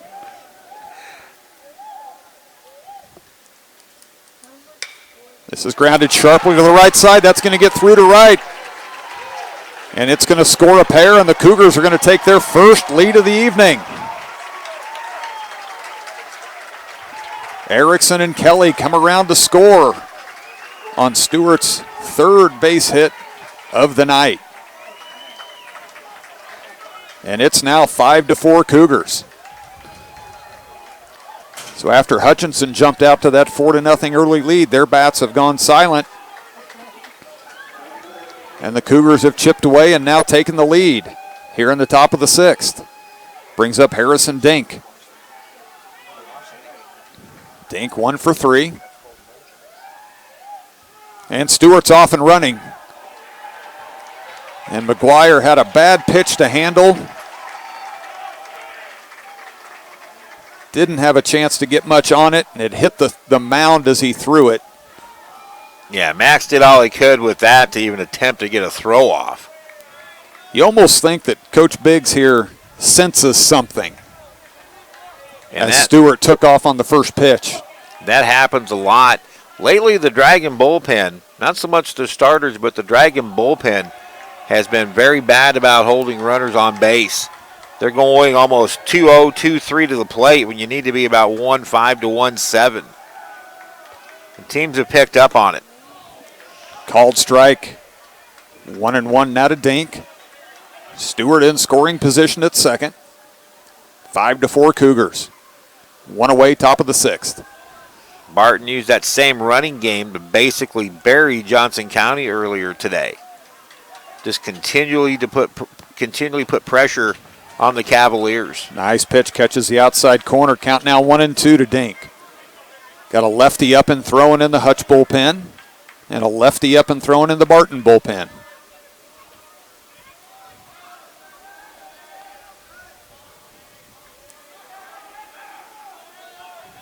McDonough checks the runner. Here's the 1-2. Grounded sharply towards short, and it's through past Nedved into center. Stewart comes around. He will score. And it's 6-4 Cougars. The 4-run 6 now.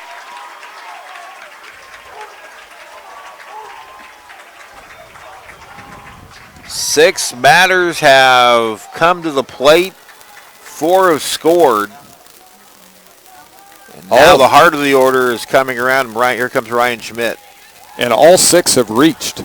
You know, you think about how fortunate the Blue Dragons were just to get the one out on the wild pitch, or what would have been a wild pitch that hit the backstop and came right back to McGuire, who flipped it to McDonough for the out. And that's going to be the end of the night for LJ. You hope it doesn't hurt him. The last 2 days doesn't hurt LJ McDonough long term. He had been so sharp the last month of the season coming out of the pen. But that's a very dejected young man right now, knowing that he has struggled the last 2 days here in Wichita. But right now the Dragons trail 6-4, and they go to a new pitcher. And we will tell you about that new pitcher right after this break.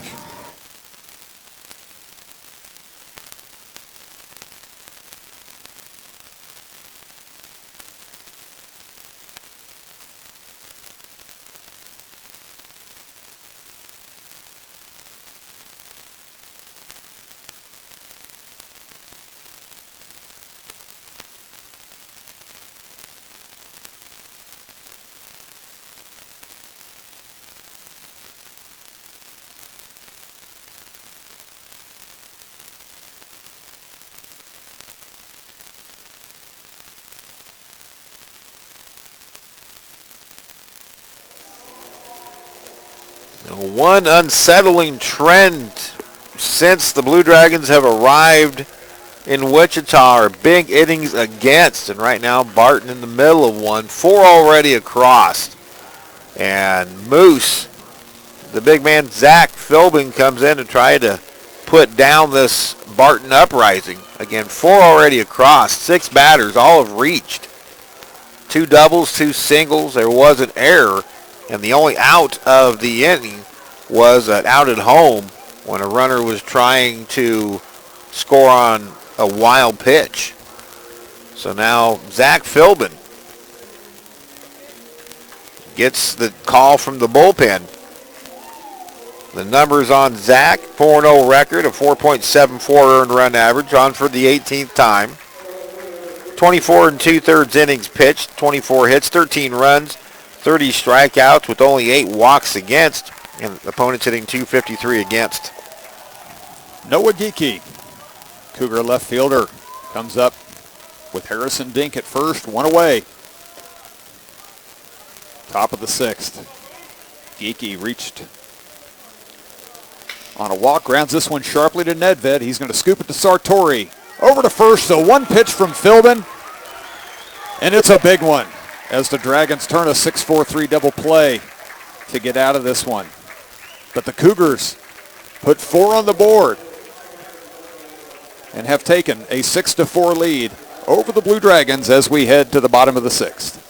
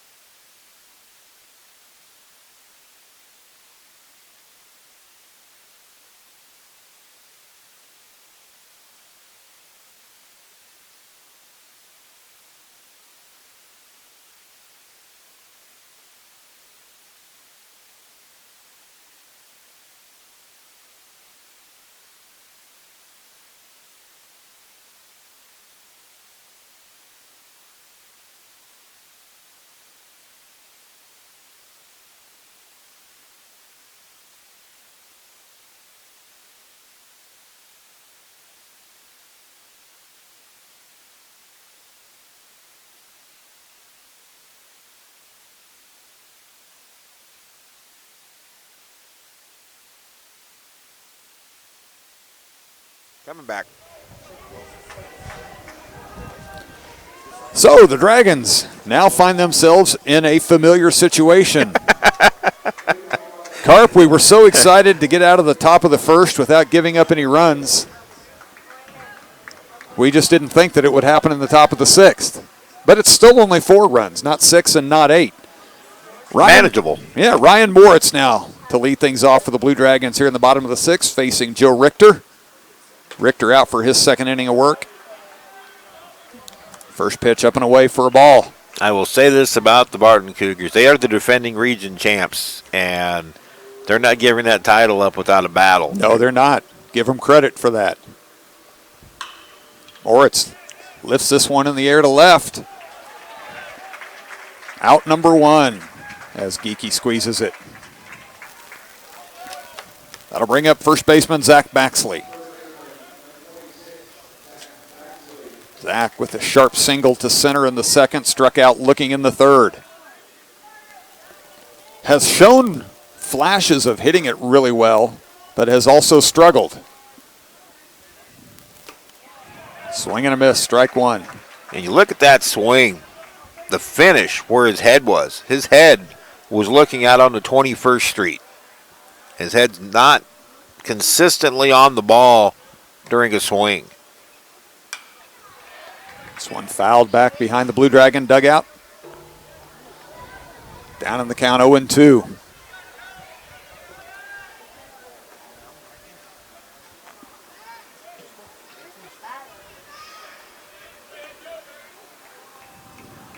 Wind still blowing strongly out to left. Richter delivers the 0-2. Just misses. The Barton faithful lobbying for that call. Blue Dragon faithful in complete agreement with it. 1-2 now the count to backs. One away. Here's the pitch. And lines that one up the middle. Looks just like the one he had earlier, Carp. That time he kept the head down. Went into a defensive posture with 2 strikes and just took it right back up the box. Shortened up the swing a little bit. So now, Baxley at first with 1 down, brings up the catcher, Max McGuire. You know, Max has catcher speed to begin with, so he doesn't get to the plate in the fastest time, but he's got to feel like a prize fighter in about the 10th round. The way those balls have just been bouncing up, pelting him all night. Swing and a miss at the first one. Down on the count 0-1. Very reminiscent of what Dan Klein went through in 2010. He caught the final 56 games of that season and just he probably got hit 10, 12 times a game. That mounts up. 0-1 fouled away. So he starts off just like Baxley did with a swing and a miss and a foul to be down on the count 0-2. See if it ends the same with a base hit. Max singled and scored in the second, struck out looking in the third.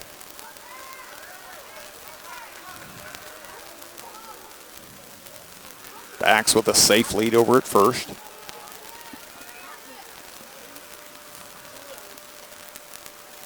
Here's the 0-2. Outside corner, called strike 3. I think McGuire got caught looking for something else and got fooled. Yeah, it was a good pitch. You know, we're like you've talked and we've talked the other day, we've got a great perspective here in terms of inside, outside. We don't have much in terms of high-low on the pitches, but no argument on that breaking ball. Brings up center fielder Brian Skillman. Skillman with a sacrifice bunt in the second. Lined out the right. Fouls this one off over the Cougar dugout. Skillman, the 3rd starting center fielder just in the time here in Wichita. It was a tough break for Jeremiah Caesar on Wednesday with that injury late in that 15-2 win. Here's the 0-1. Outside corner. You know, Carp, here, what we saw from Brown late in his outing when he started to get in trouble, and then LJ struggled. Richter is getting ahead of everybody. First pitch strike, 1-2, 0-2. Changes the complete perspective of an at-bat. If you're strike one 70 to 75% of the time, you can own a game. Here's the pitch. Skillman grounds it back to Richter. He knocks it down, flips it over. So Baxley is left stranded at first. And as we head to the 7th, Cougars on top of the Blue Dragons, 6-4.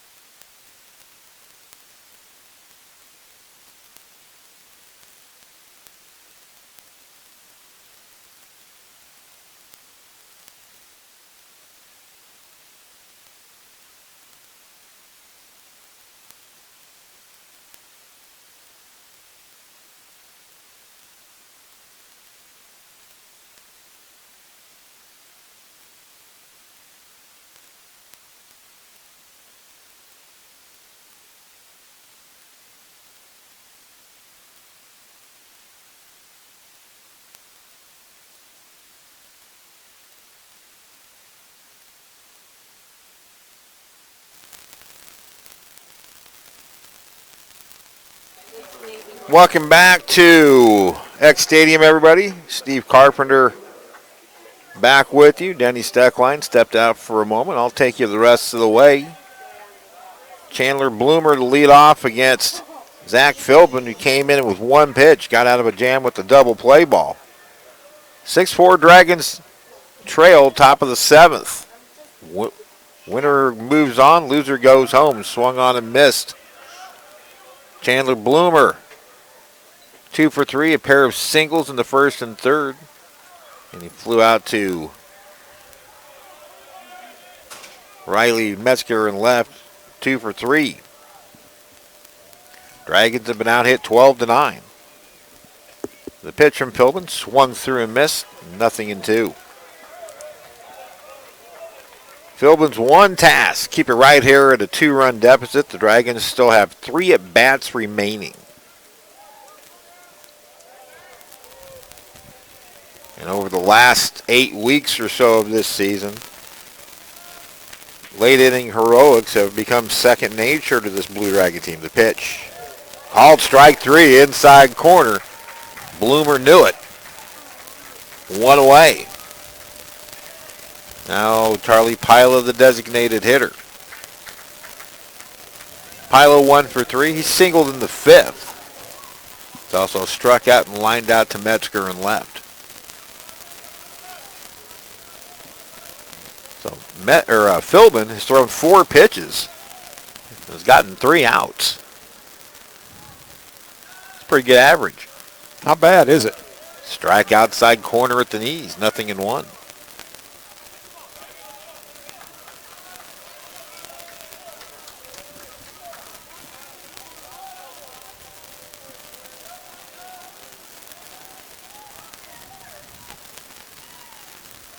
The pitch. Same pitch, same result. Strike called at the knees, outside corner, 0-2.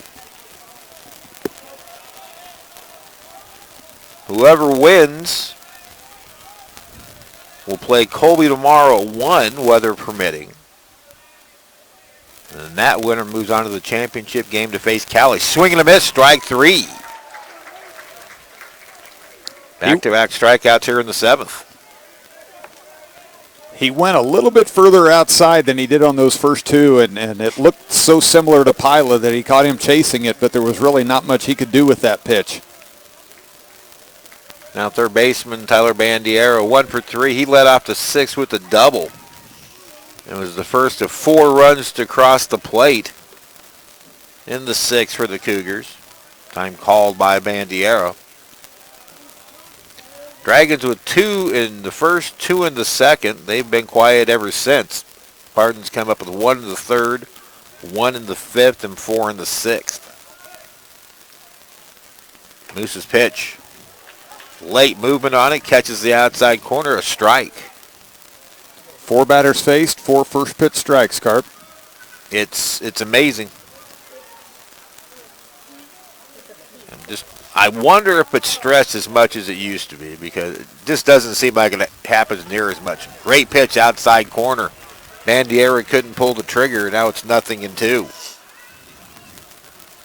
I still remember the 2010 JUCO World Series banquet. Dave Dravecki, the former Padres pitcher who lost his arm. San Francisco Giant. He pitched with several teams, but lost his arm. The pitch, swing and a miss. Strike 3 in a very quick 1-2-3 inning as Philbin strikes out the side.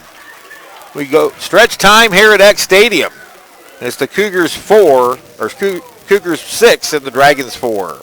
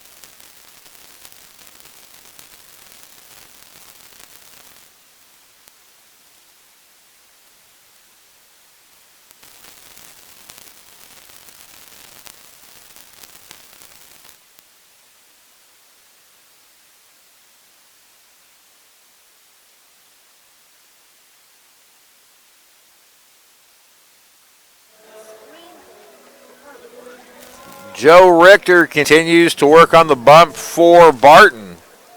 He now is he's the pitcher of record with the 6-4 lead. It'll be the top of the order here in the 7th, Sartori, Nedved, and Schmidt. Earlier tonight with the second inning double, Logan Sartori broke the Blue Dragon record for doubles with his 38th, breaking a tie with 3 other people, including Hall of Famer Thad Weber. Sartori 1 for 3. Pitch from Richter misses outside. Richter, now 2 innings of work, 2 hits, just 1 strikeout. 21 pitches needed. Big cut by Sartori. Carp, to go back on Philbin for a minute, we talked about the importance of throwing first pitch strikes. If I'm right, he's thrown 10 pitches so far, all 10 strikes. One of them induced an inning-ending double play, and the other 9 were when he struck out the side. Left side, diving catch by Andrew Stewart. A fine play, and Sartori is retired. Sartori got that one in more on the hand, didn't get it square. There's a looping line drive to short. Was caught by Stewart on the dive, 1 away. Now Dylan Nedved. Nedved 0 for 3 with a pair of strikeouts.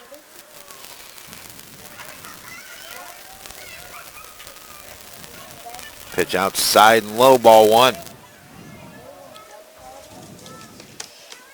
Dylan's due to square one up, Carp. Homered here last night. Went back to back. He was on the back side. There's a high fly right field into. It's not going to be the easy. Wind's blowing it, and That's it's fair. So the Dragons catch a break on a wind-blown ball. The second baseman, Erickson, basically overran it. But that's a tough play with this wind the way it is. So the Dragons catch a break, a bloop single for Nedved for his first hit of the game. Now Zane Schmidt becomes the tying run. This will be a good matchup between Schmidt and Richter.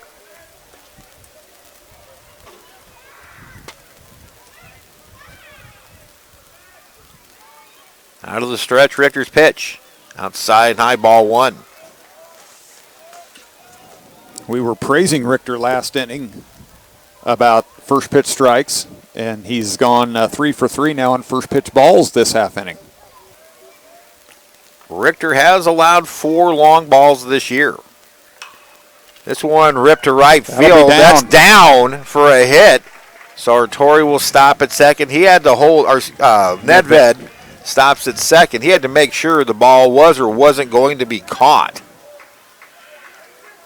So 2 hits in the inning, and now Riley Metzger. Riley 2 for 3. A single and a run scored in the first, a double in the third. And then he hit some bad hitting luck into a 3-6-3 double play after Schmidt led off the 5th with a single.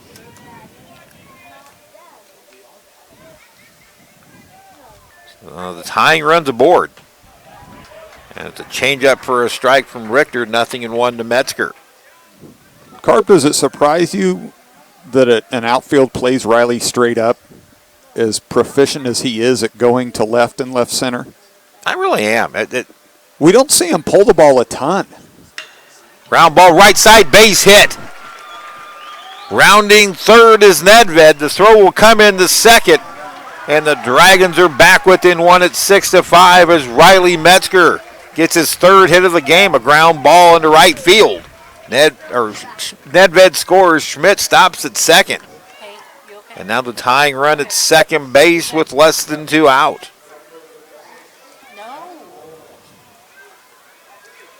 That's Riley's first RBI of the game, 55th of the year. And now Zion Bolin. He had a 2-run double in the first, walked in the third, grounded out in the 5th. Double-barreled action in the Cougar pen. The pitch to Bolin. Big cut by Zion, and is fouled back to the netting. Didn't miss it by much. So the Dragons score for the first time since the 2nd. Over that time, the Dragons have had 6 hits, 3 coming here in the 7th, and they finally produce a run. Each team now with 12 hits. Bluff moved to second by Richter. Chases back Schmidt.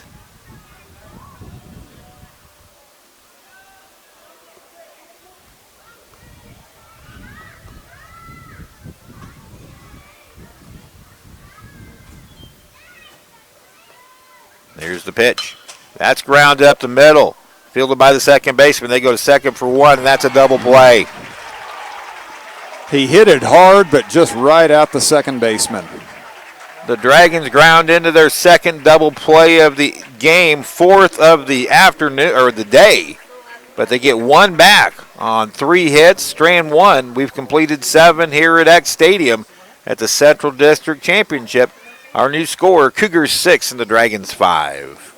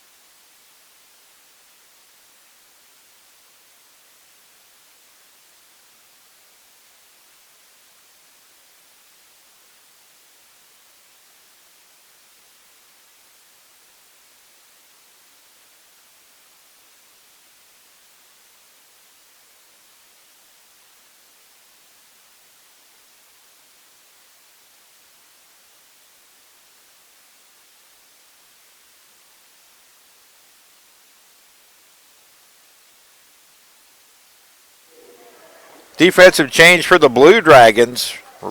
Will Reach now in right field, replacing Zion Bolin. Everything else is the same. Nolan Riley to lead off the 8th. Dragons get one back and trail it 6-5 here in the 8th. There's a strike from Zach Philbin, who has been nails out of the pen and trying to keep the Dragons right here. He's thrown nothing but strikes since entering the game a couple of innings ago. High pop in the infield. It's Sartori making the grab one away.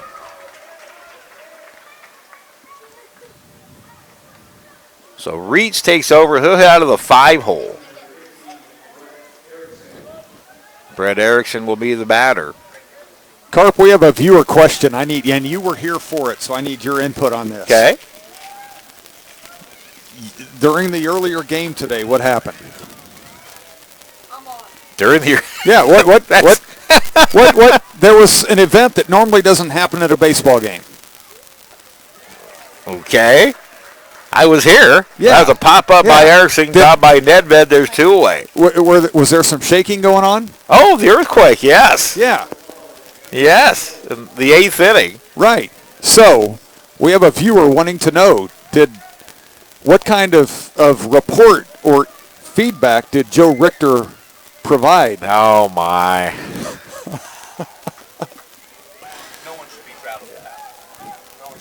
No one should be proud of that. I wonder if we can edit out that audio in the stream. Just kidding. Strike 1 to center fielder Chandler Kelly. Kelly is fortunately, I'm a nice enough guy. I'm not going to say that question came from Coach Knack. That's what I want. That sounded like a Dan Knacker out of question. Outside a ball to Kelly, and it's 1-1. Kelly lined out to second, struck out looking, and then walked and scored in the 6th. And that's the first ball Philbin's thrown after 14 consecutive strikes. The pitch. Rounded up the middle. Sartori to his right. Fields throws, and the throw is wide of the bag. Now heading to second. Now they reverse it. There might be a play at the bag, but getting back. Going to be a throwing error on Sartori, who made a nice play to get to the ball.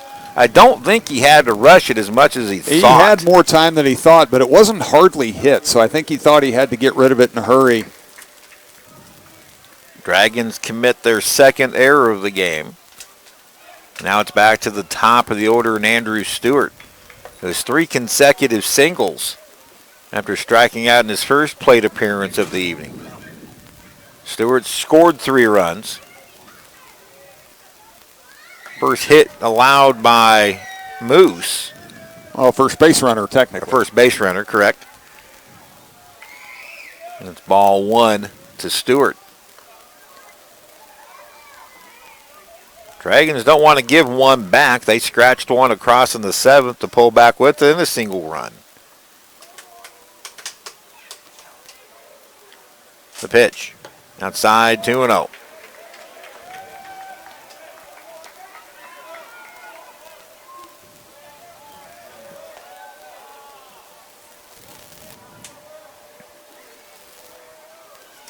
We're going to have to find a way to get Mike Warren out of the Barton radio booth. They haven't lost with him here. The one game he wasn't here, they lost. Same thing happened to Lawrence Dumont last year. The one game the Cougars lost, Coach Warren wasn't in the booth, so he's undefeated over there with Doug Bender. We need to find a way to lure him out of the press box. You work this tournament. You're the official scorer for this tournament, so I think you need to go into the booth with the PA announcer and ask to have Coach Warren, Mike Warren, please report to somewhere. Report back to Great Bend for junior duty. As a ball gets loose from the Blue Dragon bullpen, that's not usually a good sign anytime you see that happen. 2-1 the count to Stewart.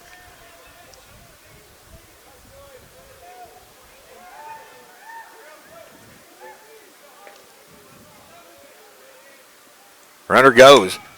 And a ball is hit to left center field, playable for Skillman. He waits and makes the catch, and the Cougars are done in the 8th. So the 2-out error does not hurt the Blue Dragons. No runs, no hits, an error and left. The Cougars have stranded 7 through 8 innings. We head to the bottom of the 8th. It'll be Moritz, Baxley, and McGuire. Dragons trail Barton 6-5.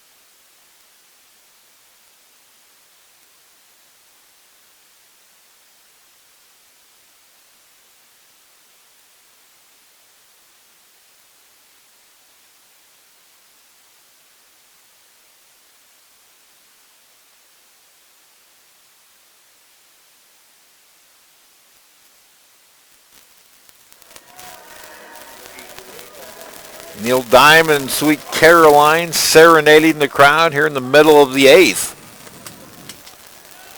It was a good song earlier today. The Dragons battled back to tie it against Cloud County. Now Ryan Moritz to lead it off here against Joe Richter. He goes into his 4th full inning of work. Pitch taken outside, ball 1 by Mo. Mo is 0 for 3, a ground out to second, a strikeout, and then he lined out softly to right or left field. Looking for his first hit of the game. The pitch. He went around, got fooled on the pitch, and now it's 1-1.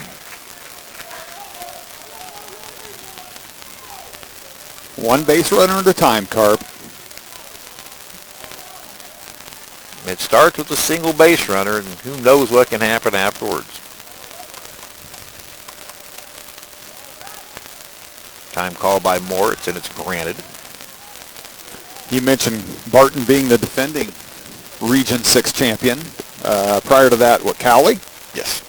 So Cowley, Barton still alive. Hutch finished 3rd last year, still alive. The pitch. This is way outside, 2-1. So the cream of the crop has risen again this year. We would certainly like to see a different result, but well, you know Callie was going to be there, and I had a good feeling Barton was going to be around at or near the end. The pitch, grounded up the middle. Stewart, the shortstop, fields and throws one away. Nice play by Stewart to his left. Moritz 0 for 4, and that'll bring up Zach Baxley. Cowley was the Jayhawk East champion, so as you're right. You expect them to be here. Johnson had the best overall record, wins and losses, of any team, East or West, this season. And I was just never sold on Johnson County. Yeah, man, they're back home now. Baxley, his first multi-hit game of the postseason, 2 singles in this one. Takes a slider outside for ball 1.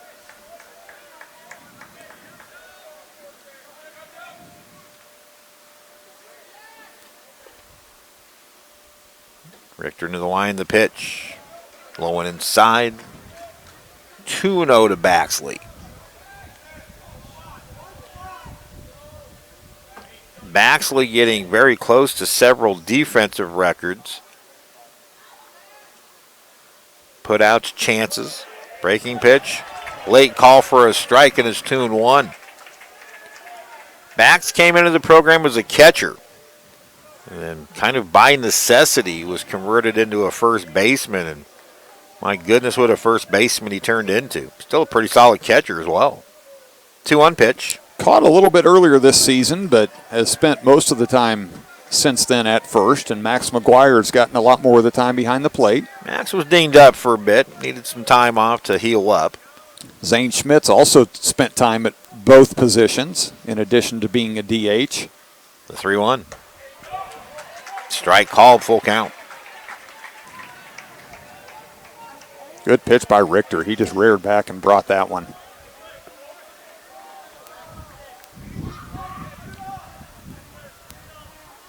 Baxley digs in. Richter into the wind. Here's the payoff. Hit foul off to the right, out of play.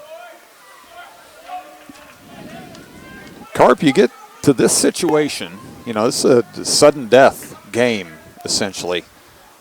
We're in the 8th inning, and you wonder, are these guys thinking that this at-bat could be their last?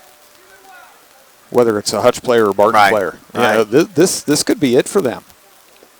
Low ball 4. Good at bat by Baxley. He's the first with 1 out for Max McGuire. It's not what you want them thinking when they go up there because they've just got work to do. Right. We've both been there with kids who've played this game and played in this ballpark in this tournament. Yes. It might cross their mind, but if they're locked in and focused, it's probably not at the forefront. No, the mindset you want is that, no, this isn't it. We're going to play another game. Pretty nasty fastball from Richter for a strike outside corner. Max tonight has singled and scored and struck out twice.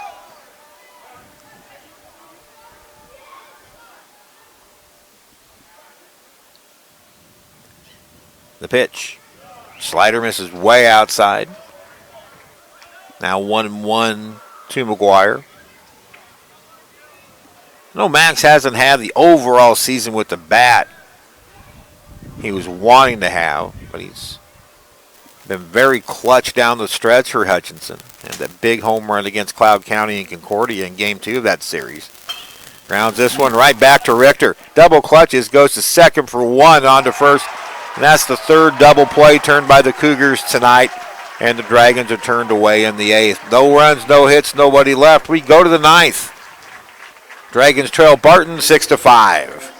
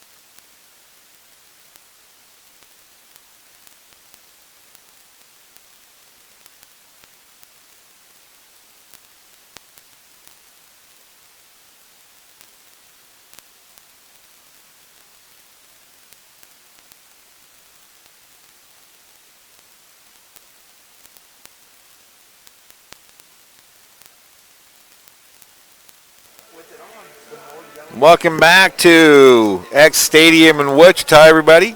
We'll go to the 9th of this Central District Tournament elimination game. Barton with a 6-5 lead. Zach Philbin has worked 2 2/3 innings. It was a spotless ball. Struck out 3. It's been a good game, hasn't it, Carp? It's been a lot of fun. It has. Philbin will face 2, 3, and 4. Dank, Geeky, and Bloomer. Harrison Dank 2 for 4, an RBI single in the 6th. He swings and misses at that first Philbin offering. That is now 20 pitches, 17 for strikes for Moose. Philbin will finish in the top 10 of all-time appearances in Blue Dragon history. Pitch off the glove of McGuire outside and back to the screen for a 1-1 count.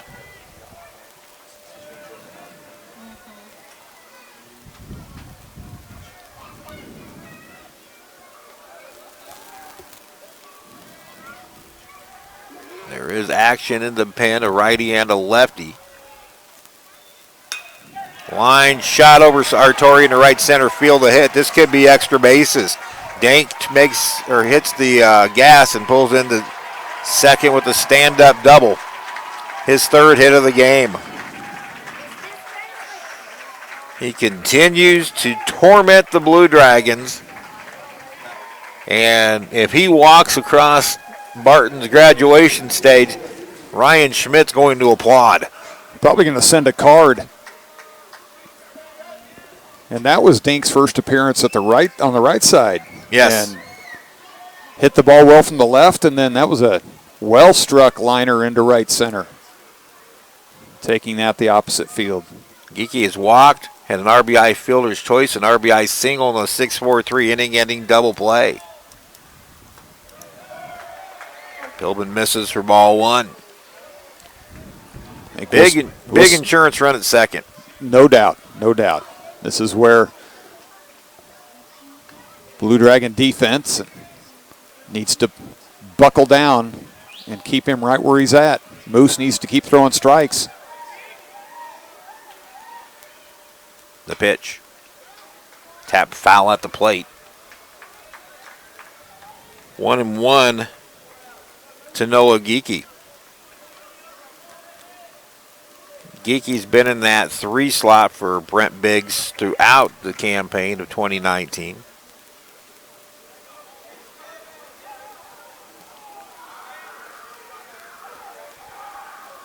Philbin a check of the runner at second. Now the 1-1. Ground ball to second. Fielded by Sartori.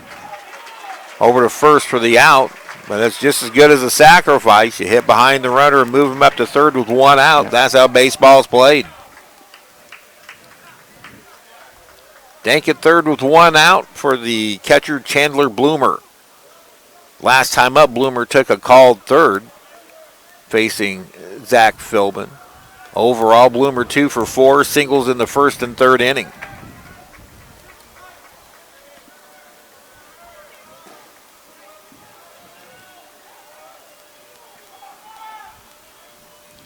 The pitch, off speed, swung on and missed. Nice pitch, nice offering from Philbin.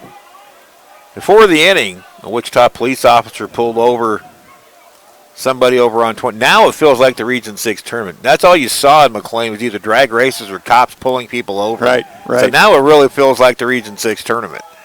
You feel at home, don't you, Carp? Yes. The pitch.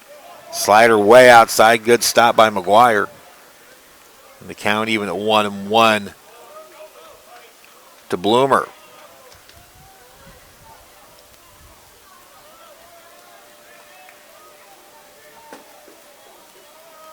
Remains to be seen if this tournament will return to that new ballpark. I know talks are underway. 1-1 pitch, fouled off to the left. And it's 1-2. One of the big questions, what has been decided for the ballpark, it will be a natural grass surface. But it will be a AAA park, which means that grass will be manicured to within an inch of its life. Yeah, that's right. Well, and it'll be interesting to see if the team there, if they're willing to work around the schedule of Ground ball right to Baxley. Runner's going to try to score. The throw is in time. So Zach Baxley cuts down Dank trying to score, who was running on contact. It'll be a fielder's choice 3-2.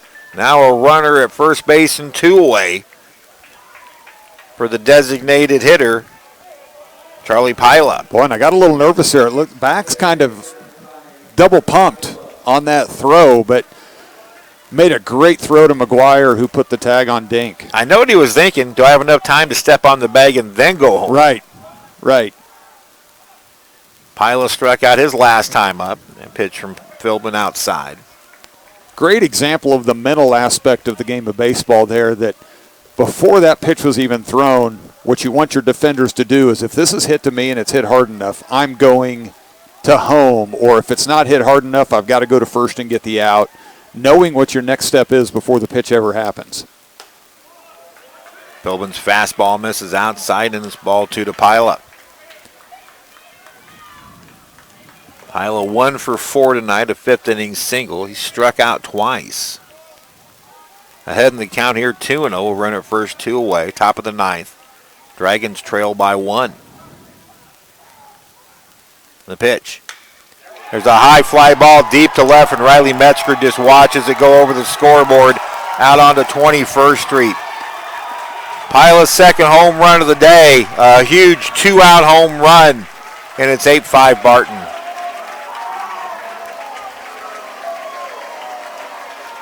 Over the last 3 years, I need to figure it out, but the 2-out runs that have been given up by this Blue Dragon team, the numbers are just astronomical. And I have the 2-out runs, the 2-out hits, the 2-strike hits. It's like that statistic we looked at the other day, and you did the homework on, of how many times in a half inning when the Blue Dragons score that they immediately give a run back in the next half inning. And I know at the time that number was 74, but we've played a game or two since then. I don't know if that's changed. Right. No, there's one in this game, the second to the third inning. So there's one more. And I think one happened today against Cloud County as well.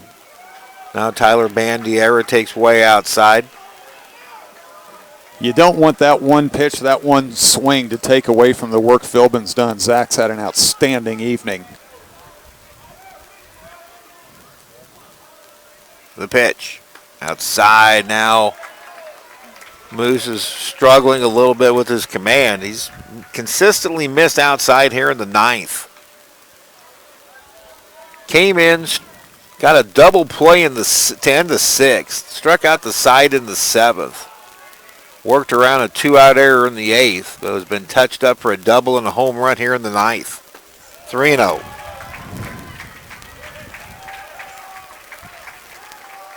Barton's now out hit Hutch 14-12.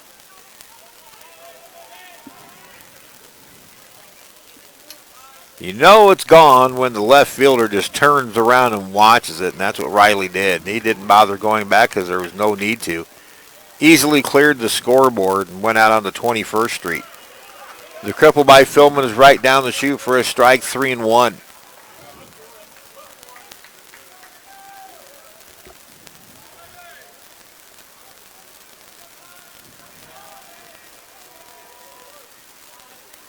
The pitch, foul back. So Philbin's worked back from 3-0 down to fill the count with Bandiera.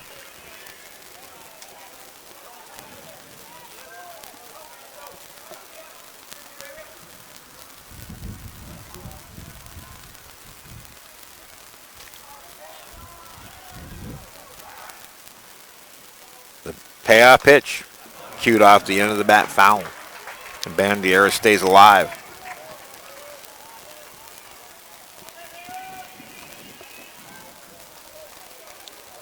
Carp, that weather you've talked about starting to move into the western half of the state. There's tornado watches, severe thunderstorm warnings being issued. It's likely to be here early tomorrow morning. Once you get to 3-2, fly to all to right field.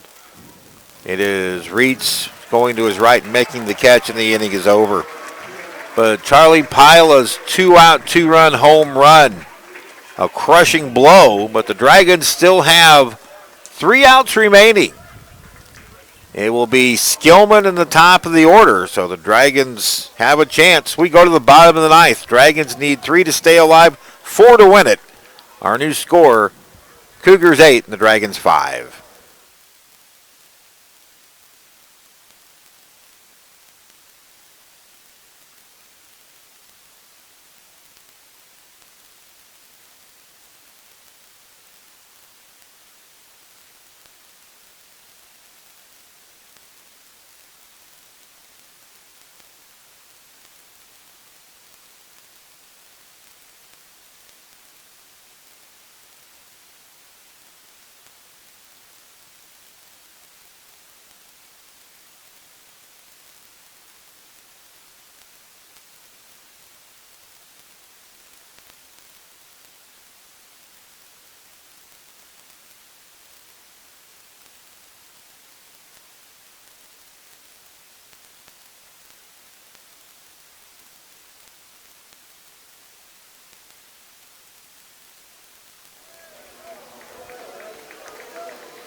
Well, the Dragons rallied earlier today from 8 down. 3 runs ought to be easy, but 1 inning to do it in. It will be Skillman, Sartori, and Nedved 9-1-2 to face Joe Richter, who bids for the victory. Skillman 0 for 3. He's hit the ball hard twice. First pitch swinging, foul back out of play to the left.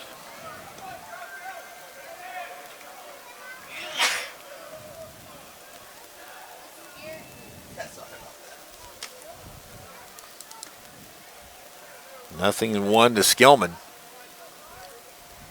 Dragons trying to save their season once again late. That pitch in the dirt. They have 5 walk-offs, the 5th one being this afternoon against Cloud County.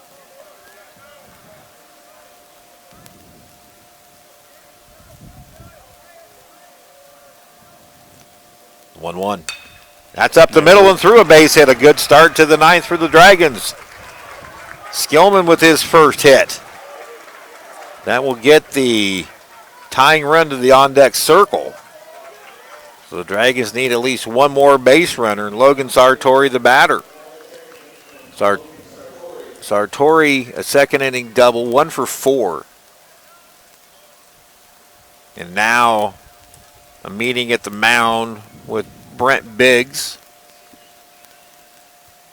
Richter has worked now 4+ innings. He's allowed 6 hits, 1 run, 1 walk, 1 strikeout. So he's done very good at pitching to contact. The Cougars have rolled 3 double plays tonight, 3 big double plays. And Biggs will stay with Richter. Richter, a 2.83 ERA for the season.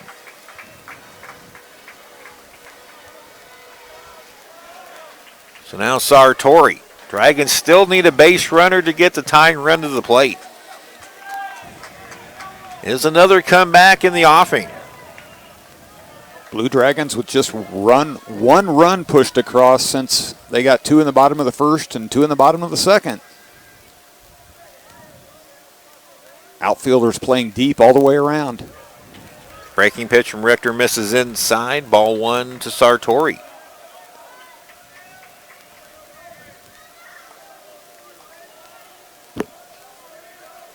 Dylan Nedved on deck. Then Zane Schmidt. You'd love to see Zane get a crack here in the ninth. Swinging a foul tip at the plate. 1-1 to Sartori. Zane has a walk-off home run this year. Sartori's earlier today. Will Reitz had a walk-off home run against Pratt in extra innings. That one shook Bloomer up a little bit. Umpire took a walk to give Richter a new baseball. Let Bloomer collect his thoughts. Always good reporters with the home plate umpires and catchers.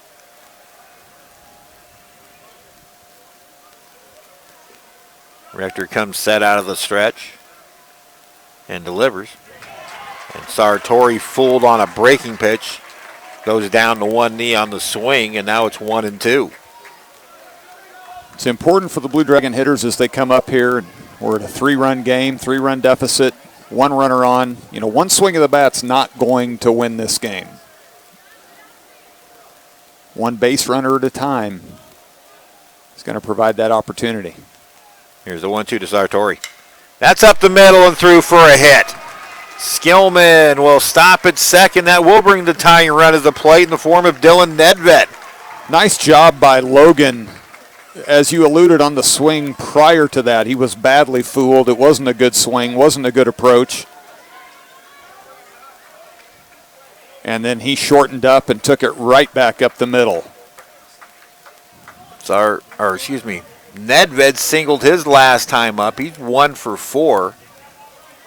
He scored on Riley Metzger's RBI single.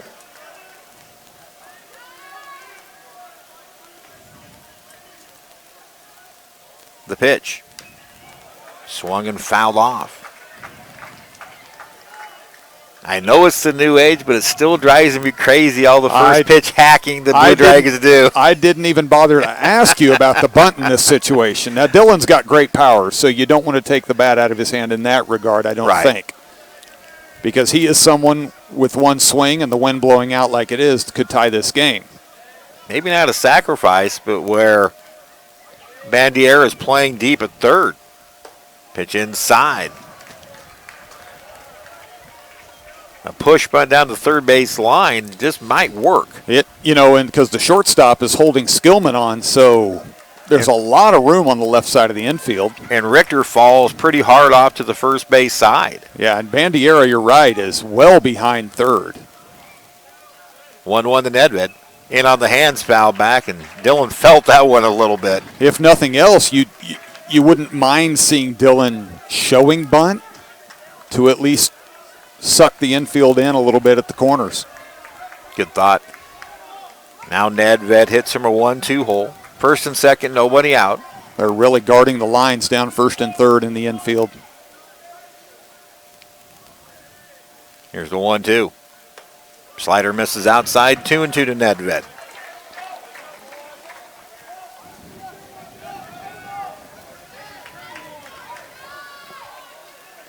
Safe leads all the way around. Sartori not being held on at first by Riley. Here's the 2-2 pitch. That's up the middle. Caught. No, it gets through. Everybody's going to be safe. That almost could have been a triple play. Instead, it's a misplay by Erickson, and everybody's safe. The Dragons have him loaded with Zane Schmidt coming to the plate. You're right, Carp. That had triple play all over it because if Erickson snags that, it's an easy double at second, and then Sartori was already almost to second. And you wonder if Erickson wasn't thinking that exact thought. And did he take his eyes off the ball to look to see where Skillman was and just miss it? Yeah, I don't know. I mean, Sartori was bearing right down on him. He got distracted somehow. Now Zane Schmidt, he gets his chance. The pitch. Upstairs, ball 1. Nedved at first is the tying run. Zane Schmidt's the winning run.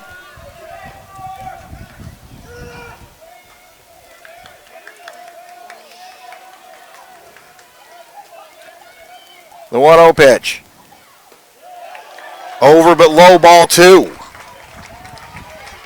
Riley Metzger on deck. You don't necessarily want to pitch around Schmidt to get to Metzger. He's got 3 hits tonight. But 2 breaking pitches and the first 2 offerings to Schmidt. That's a fastball that misses wide, ball 3. Brent Biggs pacing in the Barton dugout. You've got to wonder if this isn't going to be it for Richter. I'm a little surprised. They have had a lefty up, and they didn't go there with Schmidt and Metzger both coming up. The cripple right down the chute. Schmidt taking all the way. 3 balls and 1 strike the count. Skillman at third. He's singled. Sartori at second. He's singled. Dylan Nedved caught a break on a dropped line drive by Erickson. Now the 3-1 to Schmidt. Outside ball 4, and that'll bring in a run. It's 8-6.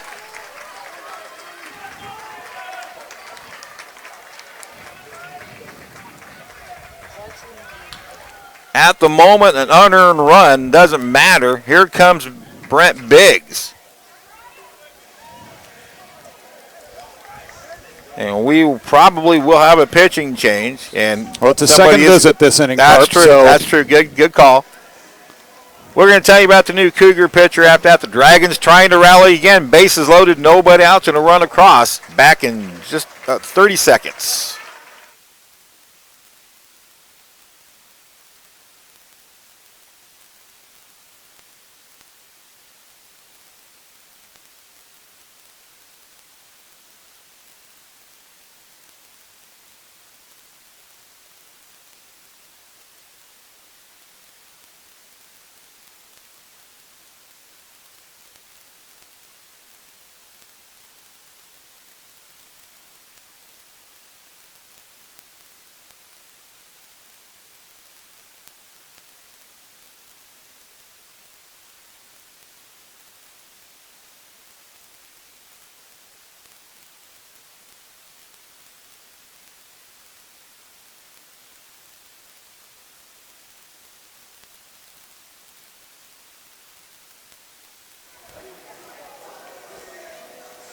You knew the Dragons weren't going to go quietly.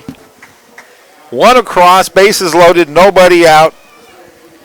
And Clay Westbrooks becomes the new Cougar pitcher. He will face Riley Metzger, bases loaded, nobody out. One run already across. Hutchinson trailing 8-6, trying to rally again. Westbrooks on for the 15th time, no record, a 2.70 earned run average. 23 in the third innings pitched. He's allowed 25 hits, 11 runs, 7 of those earned. 23 strikeouts to 8 walks. Carp, how big is Pila's home run in the top half of this inning now? Oh, goodness. It's completely the difference right now. Absolutely. 2-run homer. It's a 2-run game. Riley Metzger, 3 hits on the night. He's also hit into a double play. He has 2 singles, a double, 1 RBI, 1 run scored.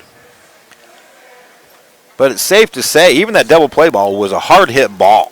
No question. So Riley is seeing the ball well. In the double play ball, if the first baseman's not holding the runner on, may not have been a double play ball at all. Because he hit it right down the line. And that's where he burned the shift earlier today against Cloud. So it'll be a lefty-righty matchup, Westbrooks versus Metzger. 8-6. The tying run is Dylan Nedved at second base. Westbrooks has given up a couple of home runs on the season. The pitch. Big cut and a miss by Riley, 0-1. He was trying to end it on one swing. He was trying to put the third one on the board against him. Riley just needs to shorten that swing up, look at the big gap in left center. All the outfielders playing deep. A bleeder would drop, would score 2. They're probably within 15 or 20 feet of the warning track. The 0-1. Fouled out of play to the left, 0-2. Still nobody out.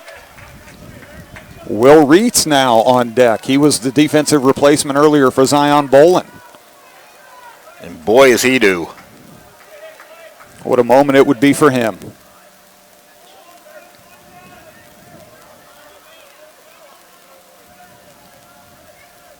Westbrooks gets the signing come set. The 0-2 pitch. Ground ball to second. This will score a run. They go to second for 1. On to first.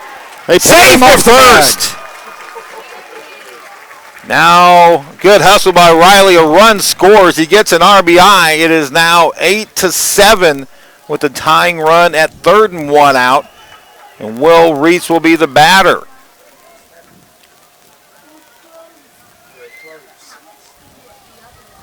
Nedved at 3rd. Sartori scores.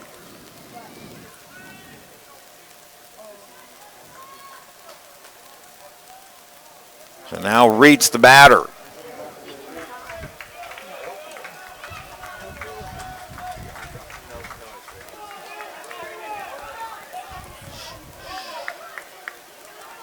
We won't go into the numbers. We all know Will's struggling. Takes an inside-out swing and fouls it off for strike one.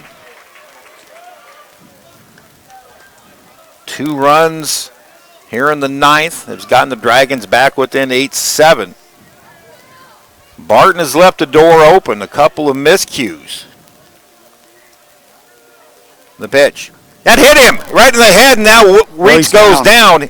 That did not. That got more skin than helmet. And Will Reitz is down and may be hurt.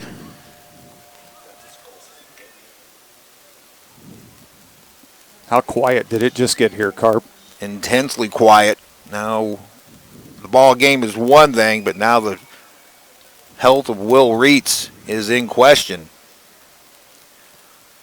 When we get back to action, the bases will be loaded, but unfortunately right now, all of our concern is for freshman Will Reitz. He'll take a fastball from Westbrooks almost in the temple.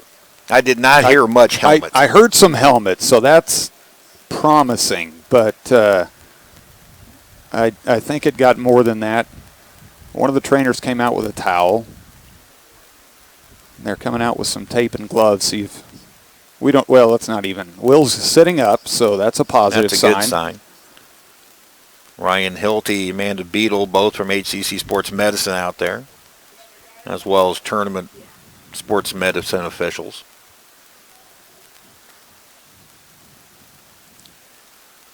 We've joked about the HBPs ever since 2005. It is a part of Blue Dragon lore, but one like that just changes the whole mood. And we hope Will's okay, and one, he's okay short term and as well as long term.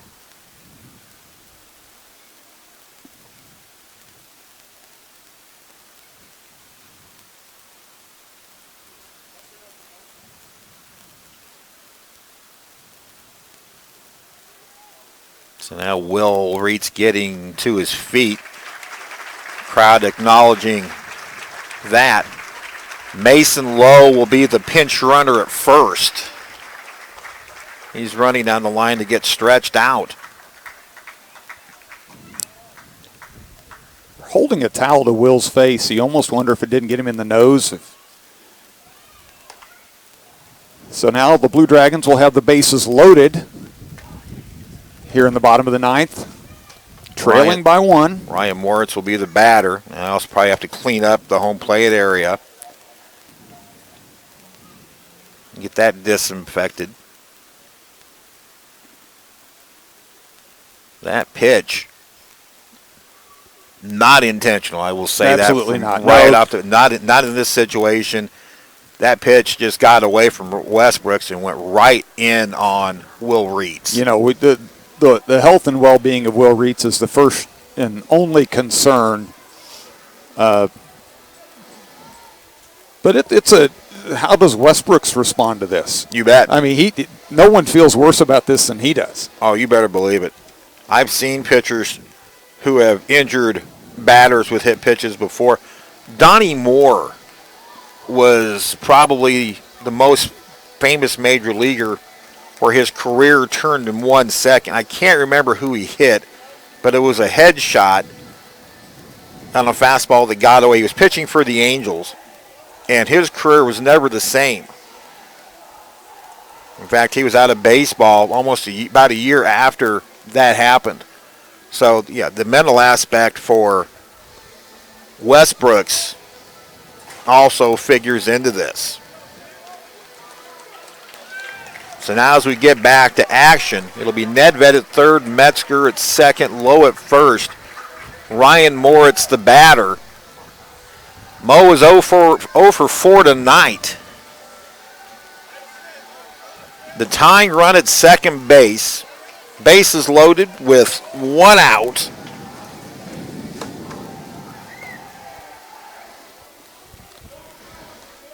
It is Moritz and then Baxley.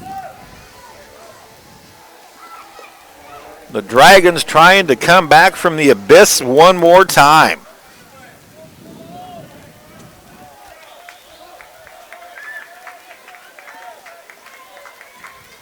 A lefty-righty matchup. So here we go. If you're the batter, do you crowd the plate in this situation, Carp? I would. Outfield not so deep for the Cougars against Moritz. The pitch. Outside, ball one.